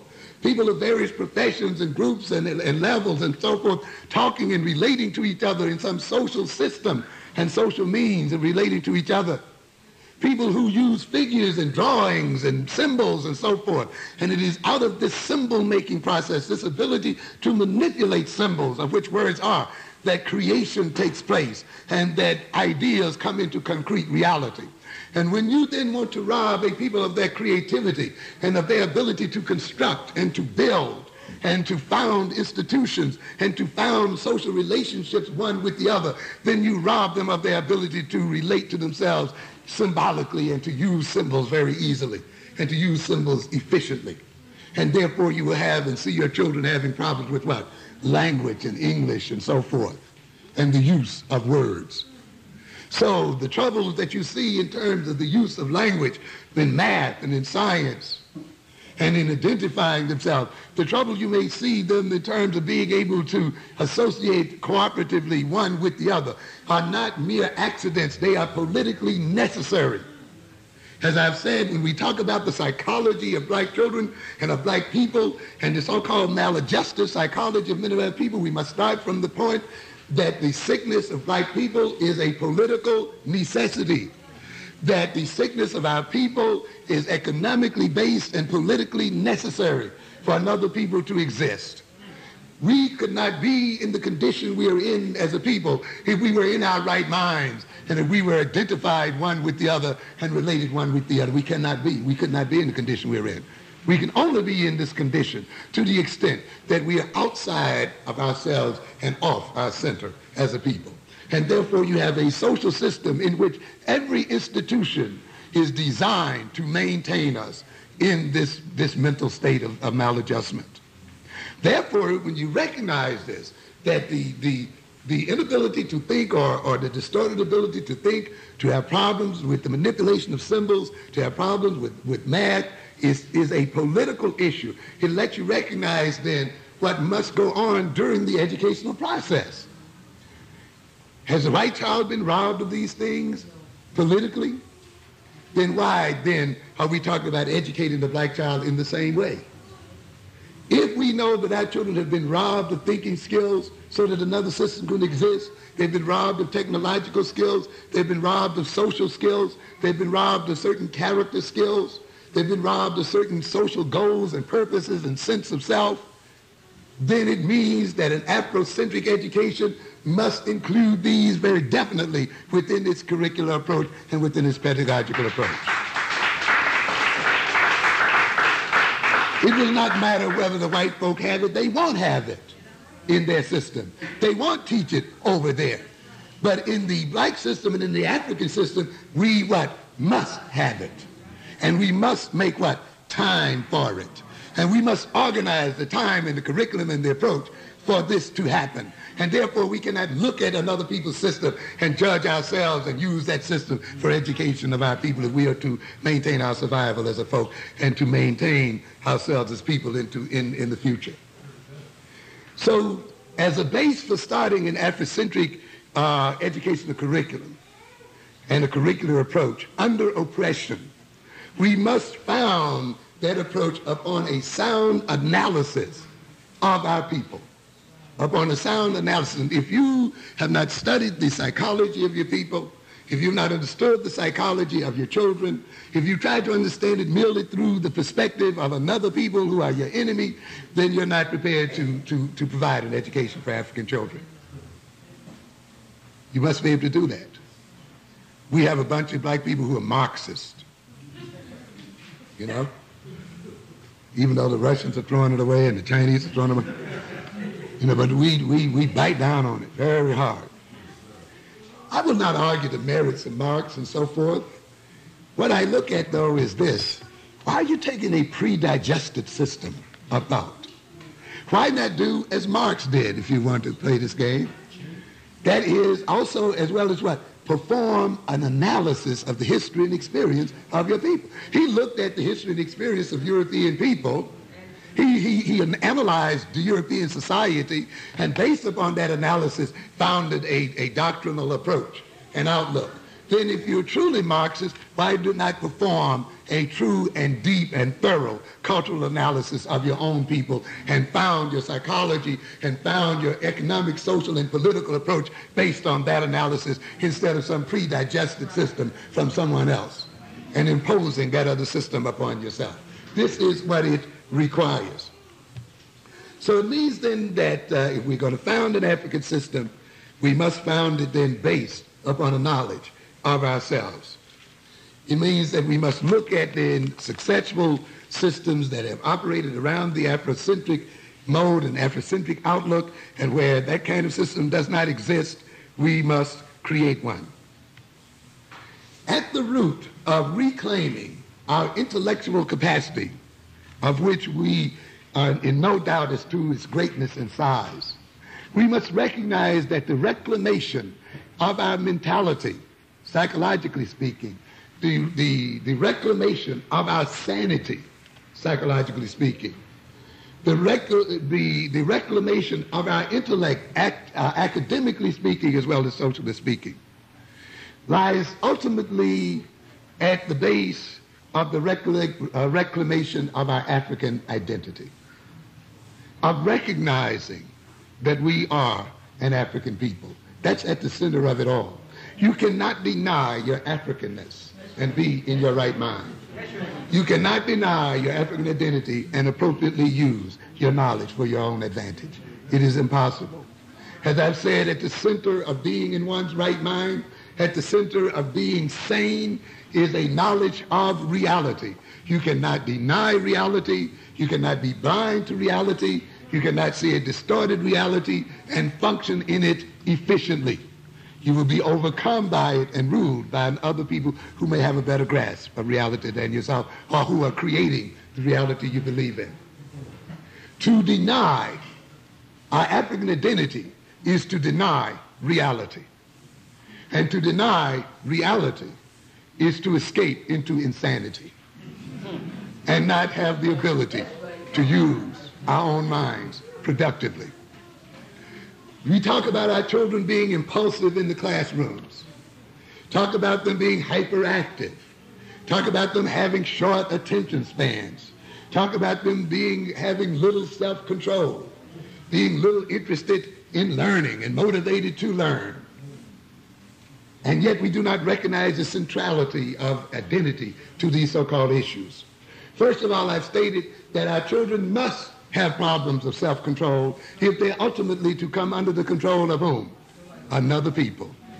You cannot be in control of yourself and under the control of another at the same time. And if you're being prepared to be controlled by another people, then you must be prepared to lose self-control. And you see it then early in our children when you hear people complaining about them controlling themselves. But you see, it's hidden behind a whole lot of psychological mumbo-jumbo, because the political purpose must not be revealed. That these children must not learn self-control, must not learn discipline, so that their discipline can come from where? Outside of themselves. Because self-control and self-discipline ultimately means they may use that self-control and self-discipline to overthrow those who would control them and discipline them for their own purposes. The creation, the European, in seeking to control us, and this is why you psychologists, those of you who are studying psychology, see, if you have an Afrocentric perspective, read that psychology with that perspective. It's interesting sometimes to read the psychology, say, of neurosis, and take it out of the individualistic mode and look at it politically and socially and economically. You see, that's a part of the miseducation that goes on in the colleges as well. You go into a class in abnormal psychology, and you figured in that you're talking about individuals. And of course, the Europeans present it individually. This individual is neurotic, and this one is compulsive, and this one is hysterical, and this one is that way, and they leave it at that level. Of course, one thing I must say, really the major problem we face is does not come from those people who are obviously crazy. Definitely not. Your major problem comes from people who wear the cloak of what? Normality. It is what I call the normal crazy that we have to. Really, the really way out, crazed out schizophrenics are no major danger to the earth today, ladies and gentlemen. It's those people who are perceived as upstanding citizens that are the greatest danger to this earth today. And yet you go into a psychology and you study the crazies who are perhaps maybe 1/2 or 1% of the whole population, or even less than that, and you think you're studying that normal psychology. But it's the quote-unquote normal ones that are ready to drop those bombs. You see, it's the normal ones that will drop that pollution on your beaches. You know, the normal ones who really ultimately threaten the integrity of the world and exploit the world. Because you see, if you're crazy enough, we'll just put you in the institution or put you out on the streets of New York and let you go. But it's those that what? It's those crazies who have made their craziness be redefined as what? Normality. That is the problem, not the other way around. And who then will drive other people crazy in service of their own crazy goals, in service of their greed, in service of their exploitative needs, in service of their vanity and of their lust. And therefore we have a crazy and mentally ill people who are now in control of the world's circumstances, and who then seek then to have their craziness defined as normality, and to have those who can be normal defined as crazy, and to strip then the other people out of their minds. For instance, then, when you look at, say, get a description of, say, what we call the hysterical personality, instead of looking at it as an individual situation, elevate it to a group situation. Elevate the thought styles. One of the very good books in that area is a book by a guy named Shapiro called Neurotic Styles. Read some of those and it's an interesting book because it deals with the way of thinking of certain people. And when you move it from the individual level and move it on a group level, I think you'll find it very, very instructive. That when he talks about the hysteric as being highly susceptible to what is immediately impressive and striking, you know, and the individual who has a low capacity for persistent or intense intellectual concentration, an individual who responds not to level kinds of thinking and understanding, but to the most emotionally obvious, flamboyant kinds of movement.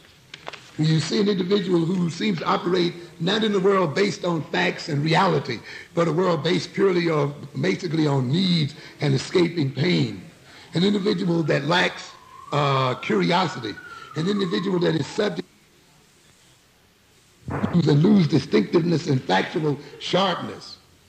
An individual who has a relative incapacity for sharply focused attention and concentration. If you move that to a group level, you will see then that the history of Europeans has been one of trying to create that kind of mentality in black people.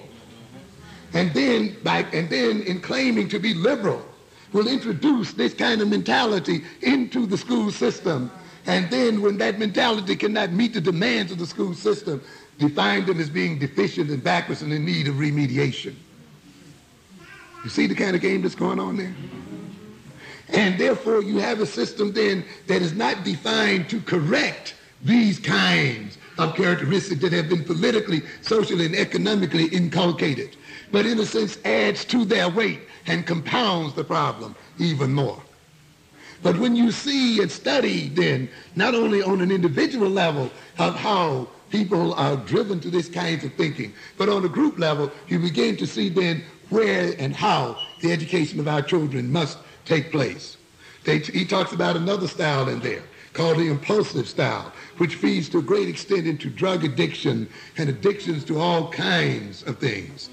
Not only drugs, but to clothes and to sneakers and to gold and to all of the other mess that you see our people attached to, trying to get rid of the pain and trying to get over the conflict within our personalities. And he describes that personality as lacking in aims and interests and goals and values that extend beyond the immediate concern of their lives. They're indeed lacking in essential equipment for the successful modulation and development of impulse or whim, or for resistance to impulse or whim. How are you going to resist an impulse if you have no goals and purposes? How are you going to resist a whim if you don't have an ideal toward which you're striving, or have a character that you're trying to build? If you don't go beyond your own sensuality and beyond your own sense of pleasure, if your life does not extend into areas beyond your own skin, what is the need for controlling then a whim or an impulse or a quick desire? Why not feed that desire right then if really your life and your vision of yourself is only in the immediate? When the European robs you of your history, and when the European robs you of responsibility for your future, then he leaves you mentally in the present and in the immediate. And when you're left in the present and in the immediate, you are open then to all forms of addictions and all forms of manipulation, psychologically, socially, and otherwise. If you have no sense of history and no sense of culture, you have no sense of values and have no sense of self, how do you evaluate what is happening to you? How do you control? How do you know what is relevant and what is irrelevant? When you have set for yourself goals and purposes and values, whims and impulses and desires are evaluated in terms of those things as to whether they fit into your ultimate program, whether they support where you're going, how they work against where you're going, how they work against your goals and needs. But if you have no goals, if you have no purposes, if you have no aims, if you have no sense of self, if you have no sense of continuity from past to present to the future, then you have no means by which you will resist the temptations that the world laid before us. You become then what the African is today, the perfect consumer, one big mouth in which people shovel all types of garbage and junk and crap, who can only assuage themselves by eating and consuming, and only know consumption as a way of dealing with their pains. Culture, ladies and gentlemen, gives you the sense of purpose. It gives you the sense of values. It gives the sense of ideals. It gives the sense of structure. And it gives then a sense of awareness and place and position in the world. It gives a sense of continuity. And with these senses, the intellect is organized, and it is focused, and it is concentrated, and it processes information in an organized, systematic sort of way, and it produces, and it constructs, and it relates, and it builds, and it grows, and it creates positively and contributes positively to the world. An education then without a culture, an education without a sense of culture, without a sense of identity, is an education into whoredom. It is an education where you literally then train people to be prostitutes. And for the highest bidder, they will perform any kind of job, even if it means destroying themselves and destroying the whole of mankind. Only educated people can make the atomic bomb. Only educated people can make hydrogen bombs. Only educated people can make germs and diseases that destroy other people and make a life at doing it as such, because they have been disconnected from spirituality and disconnected from reality and disconnected from themselves.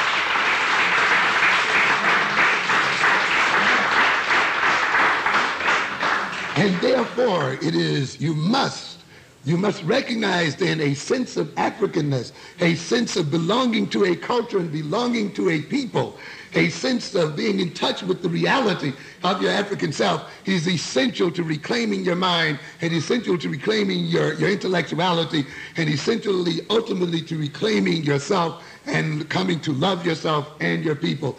And a program that is adequate for the education of black children and adequate for the education of black people must have at its very center a reclamation of the African identity and of the African reality. Thank you very much for your attention.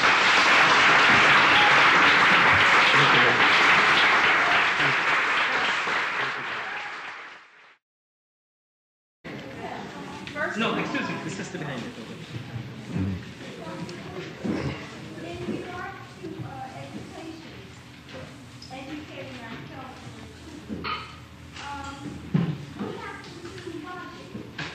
To whom? Yes. Yes. Mm-hmm. Mm-hmm. Mm-hmm. Yes, in fact, when I talk about curriculum and pedagogical approach more specifically, that is one of the very central subjects that I speak to, that I see as of major importance. As I indicated earlier, that this system, to a very great extent, even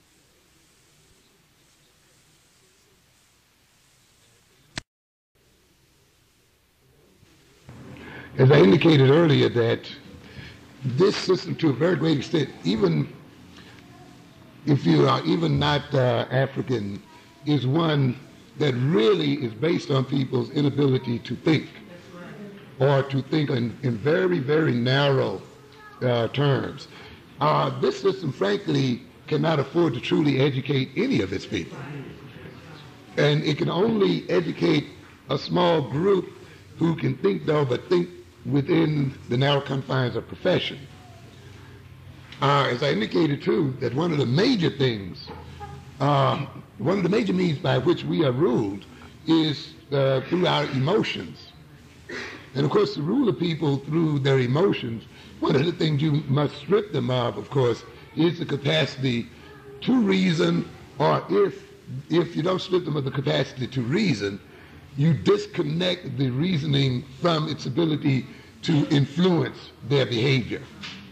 You see, and so you see in both instances, in the Europeans' domination of African people, this is a major part of that, the means by which we're dominated.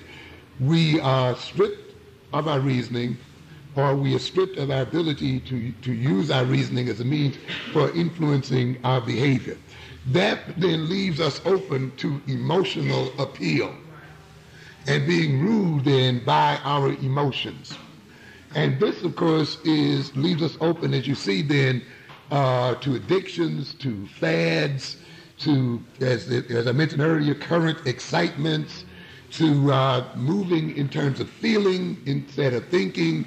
It means then that our sense of inferiority, our sense of a lack of self-confidence and other things overrules then, creates a lack of confidence in our intellectual capacity.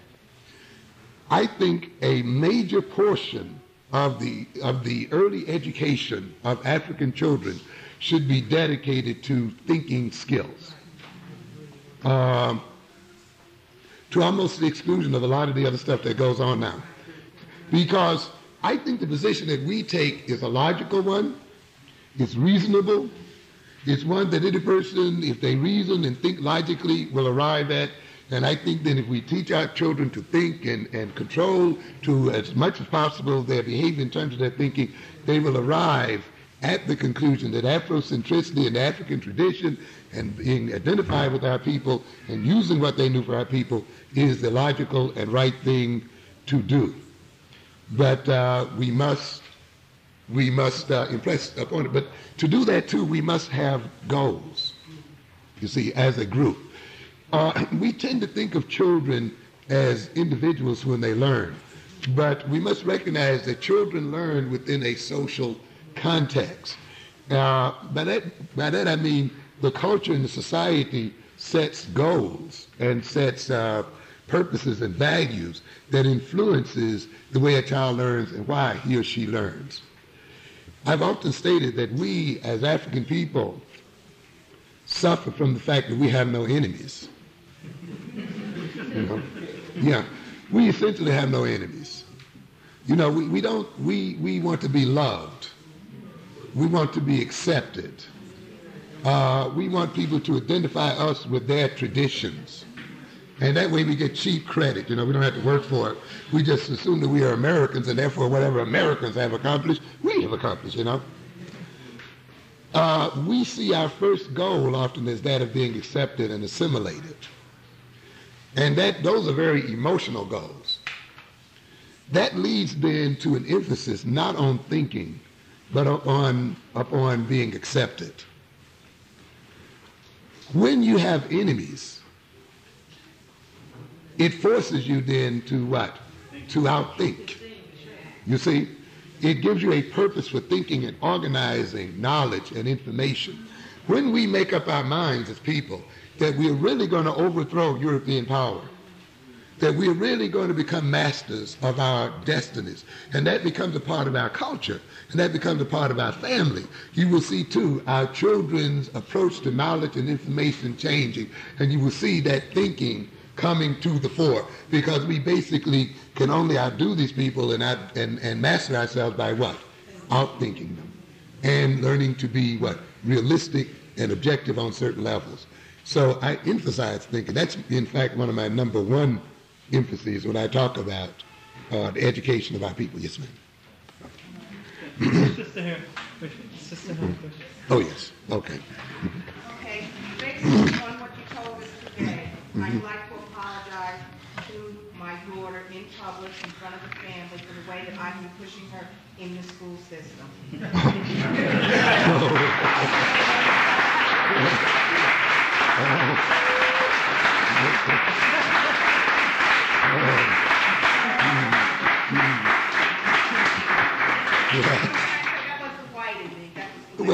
We all have it in us to some extent. Also is, you know, according to their law, I still have to send her to their school system. So how do I reconcile what she is learning at home with what they're trying to do? I mean, she goes to the school and tells the teachers what she hears at the lectures, and the teachers are flabbergasted. So she's, you know, she's teaching what she's learning here and what we, you know, she picks up from what we're saying. And I mean, it has come to a point where they tell me to stop teaching her at home because she's so hard. Yes.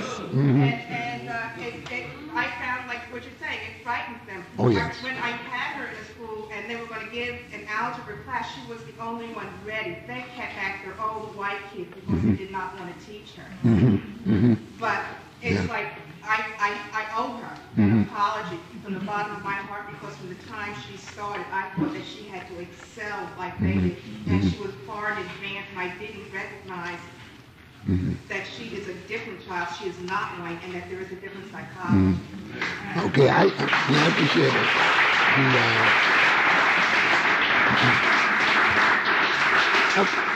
it. You strike a major dilemma that we all face. I mean, when I talk about the education of our children, obviously I know at this point we are not totally and fully prepared as a community just to flip over the educational system. Hopefully we will in the future. One of the other things that I talk a good deal about publicly, of course, is that of economic development and how important economic development is to us. And one of the reasons why I press that is so that we can begin to purchase and finance our own educational system, or at least educate in a deeper way those who will lead or who will contribute in some way to the guidance of our people, and sort of polish up those who might have gone through the other systems and, you know, need some further education. The development of an economy is so essential to the education of our people. We must have that. I mentioned the AIDS situation here earlier. I've said that there are some people who are going around now talking about AIDS being put up on us by some other people, and it's a part of germ warfare. And while that may be true, it does not necessarily, while it's a major step in our understanding what AIDS is about, it does not solve the problem for us to recognize who is responsible for putting it on us. It must also have us recognize, must make us recognize then that we're entering an era of warfare that's very subtle but fatal. And it's a warfare that's going to center around educational research institutions. In other words, if a people release an AIDS virus on you, then the resources that you have will be your own educational institutions and research institutions that will have to go into action to develop a vaccine, a preventative of some kind, to inoculate the people against this kind of warfare.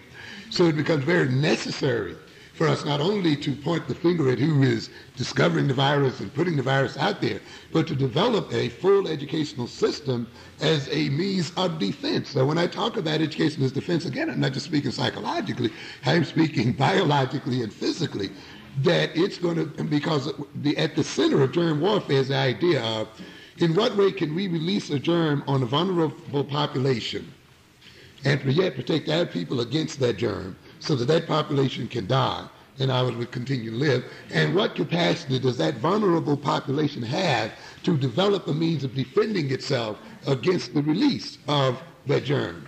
You see, now what is going on here, a disease has been released upon our people, and yet when you look at the state of our educational institutions and of our research institutions, we are in no way prepared to defend ourselves against those interests. I'm saying all that to, again, emphasize a sort of a pet project of mine, and that is the necessity for us to develop economically, and so that we can build an educational system for ourselves, a research system that defends us as people. Because again, if we don't have these institutions, our knowledge is not going to be enough to save us. We're going to have working institutions. Now, in terms of what you're saying there, when a child or when a person has an appropriate sense of culture, an appropriate sense of self, and self-love and self-confidence, they can be exposed to the other system and survive quite well. And because when you have that sense of purpose and culture, you know what to get out of that system and what to leave there.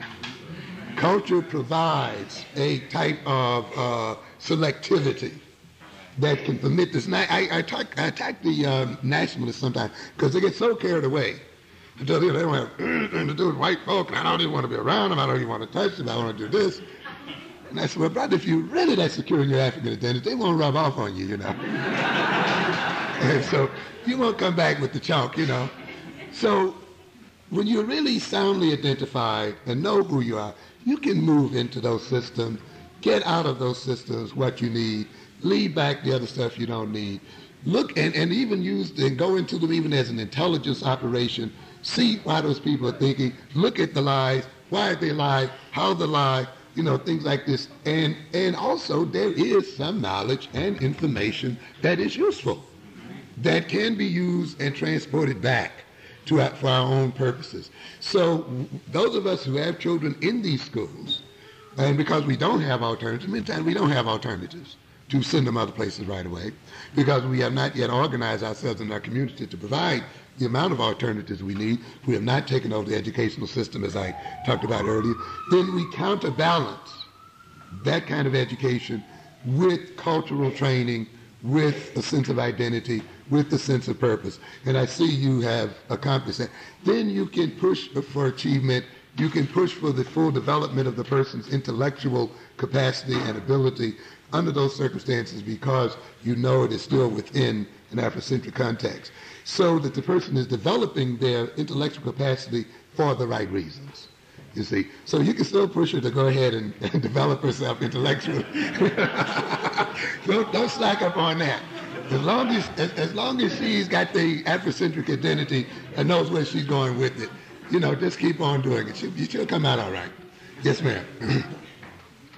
Wilson. Yes, ma'am. I have about 4 things down here that I'll ask you about, and what can we do about it. One of the main things that I'm concerned about, having worked in an Afrocentric institution and still is the adult population. What can we do with the African people who are even coming to lectures, even being in the presence of all this history and education? How can we deal with communication to them as far as their responsibility is concerned, eliminating some of the fears that they have, taking a full participating part in their responsibility. AIDS, as it is today, it is here, it does exist. What about our responsibility as adults, teaching our sons responsibility, as men becoming aware of their responsibility in our community? Responsibility. The responsibility is our protection as African people, and we set that aside to take on materialism. What can we do about that? Rutgers, one thing about the European is he doesn't hide what he's going to do to you. Rutgers in New Jersey and Johnson & Johnson are doing gene study. They have set up $1 trillion lab where they're studying the genes. They're using AIDS as a means to alter. They say it is the best, it's one of the main diseases that they can use for everything, because it attaches itself to every kind of disease.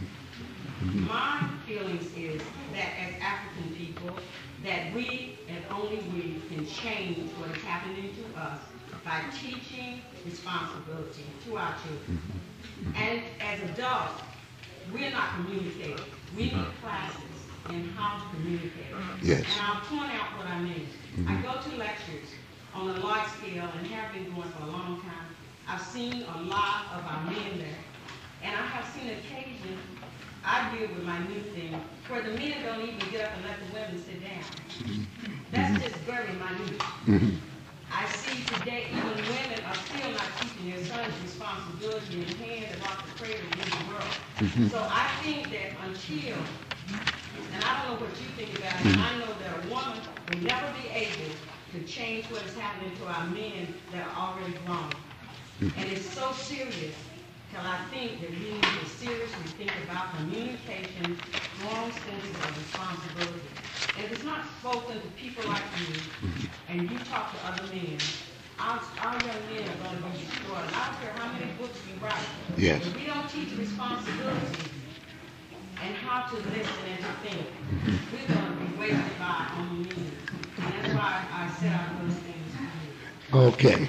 It's quite a task because I don't claim to be able to provide the answers to the issues you raised, and I don't feel bad about not being able to do so because, of course, the responsibility, as you mentioned the term, is ours to assume, and ours as people to come together on, and through interacting with each other, arrive at the appropriate answer, and of course, to try various means of arriving at the appropriate answer. We must not be afraid of experiment and systematic trial and error of arriving at our answer.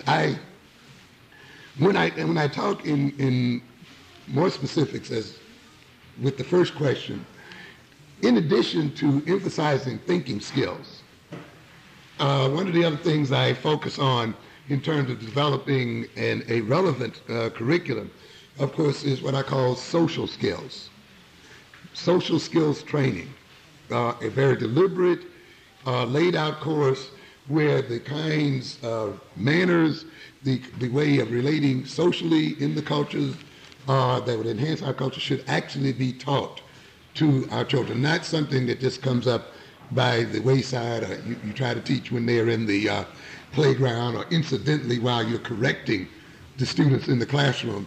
But I think social skills, the ability to relate and to cooperate and work with others socially, should be a conscious, laid out and developed program in the early education of our children. One of the other things that I list as a part of this Afrocentric education is that of what I call listening skills. One of the greatest problems I find among our people is the inability to listen. And, I differentiate between hearing and listening. You can have good hearing, but you still may have an inability to listen. In order for information to come out correctly and to be communicated correctly, to a good extent, it must be put in correctly. My students complain about having memory problems. And you'll hear some people talking about us being forgetful, particularly when it comes to academic issues. A good deal of that forgetfulness and problems with memory had nothing at all to do with the brains. I have to convince my students, something must be wrong with my brain. There's nothing wrong with your brain at all. You see, two things are influencing your capacity for recall. One, of course, is whether you're interested and motivated, because we do remember what we want to remember. And people do keep the facts and information that they are emotionally attached to. And often then, if there is a problem academically, it means somewhere maybe you're not finding the course interesting enough or on some level, and you have not found a way of making it interesting and relevant to you as a person. And if the culture has not made learning an essential and interesting part. But the other part, I find the major problem is, even when people have interest, is that they do not listen carefully and therefore do not encode the information correctly. We talk about computers, but you just cannot throw information into a computer haphazardly. It must be what? Programmed and put in systematically. And the brain is a computer in that regard, and the information must be put in systematically. And once it is put in systematically, there must be a system for coding it systematically. This is where culture comes in, by the way, too. See, culture is a filing system to a good extent. It tells you the relevance of information, how that information is connected to other kinds of information, the kind of value that the information has. It helps you to classify information. You see, and organize that information and so forth. And when that information is classified and organized and processed systematically and correctly, when you get ready to recall it, it's like a clerk that goes to an organized file cabinet and is able, using that system, to pull out what? the information and is able to do what? Present that information systematically. But if it goes in uncoded, unsystematized, if it's also unsystematically processed when it's in the system, chances are then it is going to come out in an unsystematic way, and you're going to have a problem with what? Communication, you see. How do you communicate? How do you say, and how do you sequence information in a way that is understood by someone else, and that it has some kind of continuity and internal logic? So listening is of key importance, and I think our children need to be trained, again, consciously and deliberately, to listen well. As well as you can also train many of our people into what we call attention training. The attention span is not something you just have or don't have. You can actually be trained in that area, you see. And to a good extent, when we again look politically, as I said earlier, you'll see many of these very basic skills missing or have been distorted. And they then have to be reconstructed or built right in the early childhood education. Maintaining curiosity must be kept alive as well. Responsibility is very, very important. We must influence our children in terms of the fact that they are being prepared to undertake responsibility, and they must be given responsibilities very, very early in their lives. Sometimes I think too much work is done by the custodians and other people in the schools. I think some tasks should be left to the children to do. Some kinds of responsibilities must be assigned to them at an earlier age so that they can get a sense. Of course, a part of social skills training involves the sense of responsibility and the sense that one's behavior has an effect on other people. And we must be made aware of that. In terms of the training of our sons, I've heard black women complain a lot about black men. And I've sort of facetiously said, well, you raised them, So, what are you going to do about it, right? And sometimes I, and it's facetious, it's one of those kind of things I throw off a little bit. But there is also a little grain there as well. The idea, too, is that, maybe black women should have a convention or something where they kind of just sit down and discuss how are they raising these black boys and these people who are to be men. And is there maybe another approach or some other form of approaching the rearing of our boys that can be more effective in creating the kind of men we complain that we don't have, right? But of course, that doesn't leave the men out. One of the references I made to the definition of family, I think one of the problems we've had when we try to define family in terms of the European model is that we've left our boys essentially untrained, in the sense that the European model sort of impresses us with the idea that it is the father's responsibility to train the son, and that's his principal responsibility. And but that leaves us in a dilemma. If the father is not there, or if he has problems himself, then is the son to lie fallow or go untrained? I think when we look at the older African systems, the answer has been very apparent from the very beginning. And that is, in the older African systems, the training of boys were not left to fathers alone. You see, and there's no reason why we as a black community cannot see it as the responsibility of black males to rear black boys into manhood. You see, and re-look at it. Some of us are doing initiation rites and other kind of rite and what we call manhood training that is provided by respected elders and respected men in the various neighborhoods, so that the boys whose fathers may not be there or who have other kind of issues can still be subjected to manhood training and a concept of what it means to be a man and trained into manhood. When we talk about the initiation rites in the African system, this was a system of education. It's not just a system of rituals. A lot of the European anthropologists makes us think initiation was merely a matter of maybe a little circumcision and a few little rituals. No, it's not. The initiation process actually in many African groups took place in stages. And it was like a graduation. You went from one age stage to another, often into adulthood, and this occurred as a result of training and education. And you were not permitted to perform certain social roles in the system if you had not been initiated through a particular process. In some of those groups, the scarification that you see on the faces indicated that a man had received certain training and was now ready to undertake certain adult responsibilities.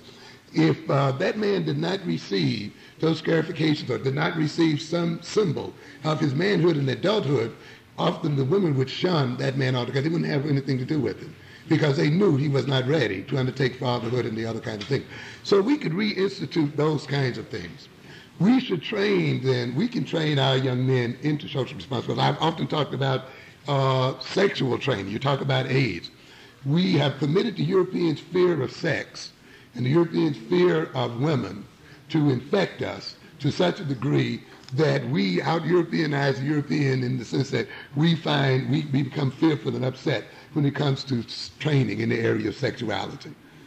Now, again, when you look, and many people call themselves Africans are but Elizabethan Victorians in African dress, you see, who have not really looked at the African attitude towards sexuality and the whole African attitude towards sensuality, which is very, very different from what we see. And the African style was to what? To teach in regards to sexuality and in regards to sexual performance, and to teach that within the context of social responsibility. You see, and you can teach, for instance, adolescents of ways, if you're going to have sexuality, of having a sexual contact, but at the same time having a sense of social responsibility. It's quite possible to do that. But I guess when we get over our fear of even talking about the thing, then we might get around to it. The other way, of course, of teaching responsibility is, of course, for those of us who do have some influence or who are seen as having some kind of authority or looked upon as some kind of models, to be responsible as people. And for those of us who are out here now, to begin to build concrete institutions. Ultimately, we may lecture as much as we want to. Until you build concrete social institutions, you're not going to go too far in influencing the direction of your children. When you let another people provide the education of your children, you let another people provide for their economic welfare, when you let another people provide for their jobs and these kind of things, it's going to be difficult for you to teach responsibility for yourself. That's another reason why I emphasize economics, because when we get these economics, we provide jobs, we provide other means of having a concrete impact upon our children. Our people do not have to go and get a 2-hour lecture to learn that the white man is boss. They just go to work. And they look at who's directing whatever. And we are going to give our people a sense of responsibility when we become responsible and when we provide them with something concrete in their life. And we'll find that we won't have to lecture them as much. I'm telling you, it would be there. It'll just be a part of their growing up. But our lectures are vitiated by the fact that as soon as you walk out of here today, as soon as people walk out on Saturday afternoon from the first well, they walk right into a community controlled by other people. And these same organizations have not built one economic, social, or educational institution. And for the past 15 and 20 years, while they've been lecturing about African self, the African community has been concretely taken over by other people. And you are not...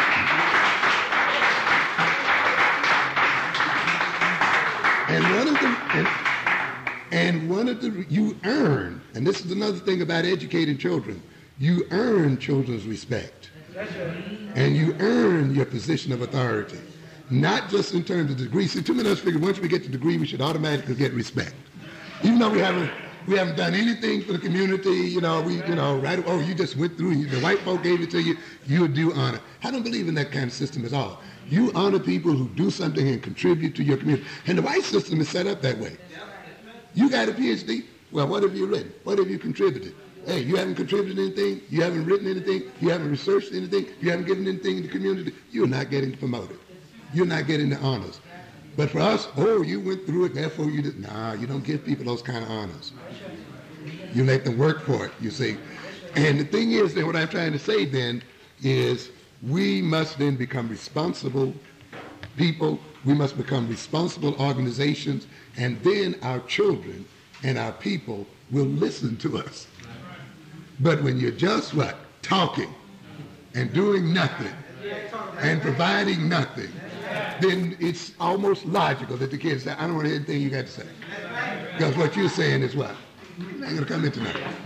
We have to face that. Yes, and we'll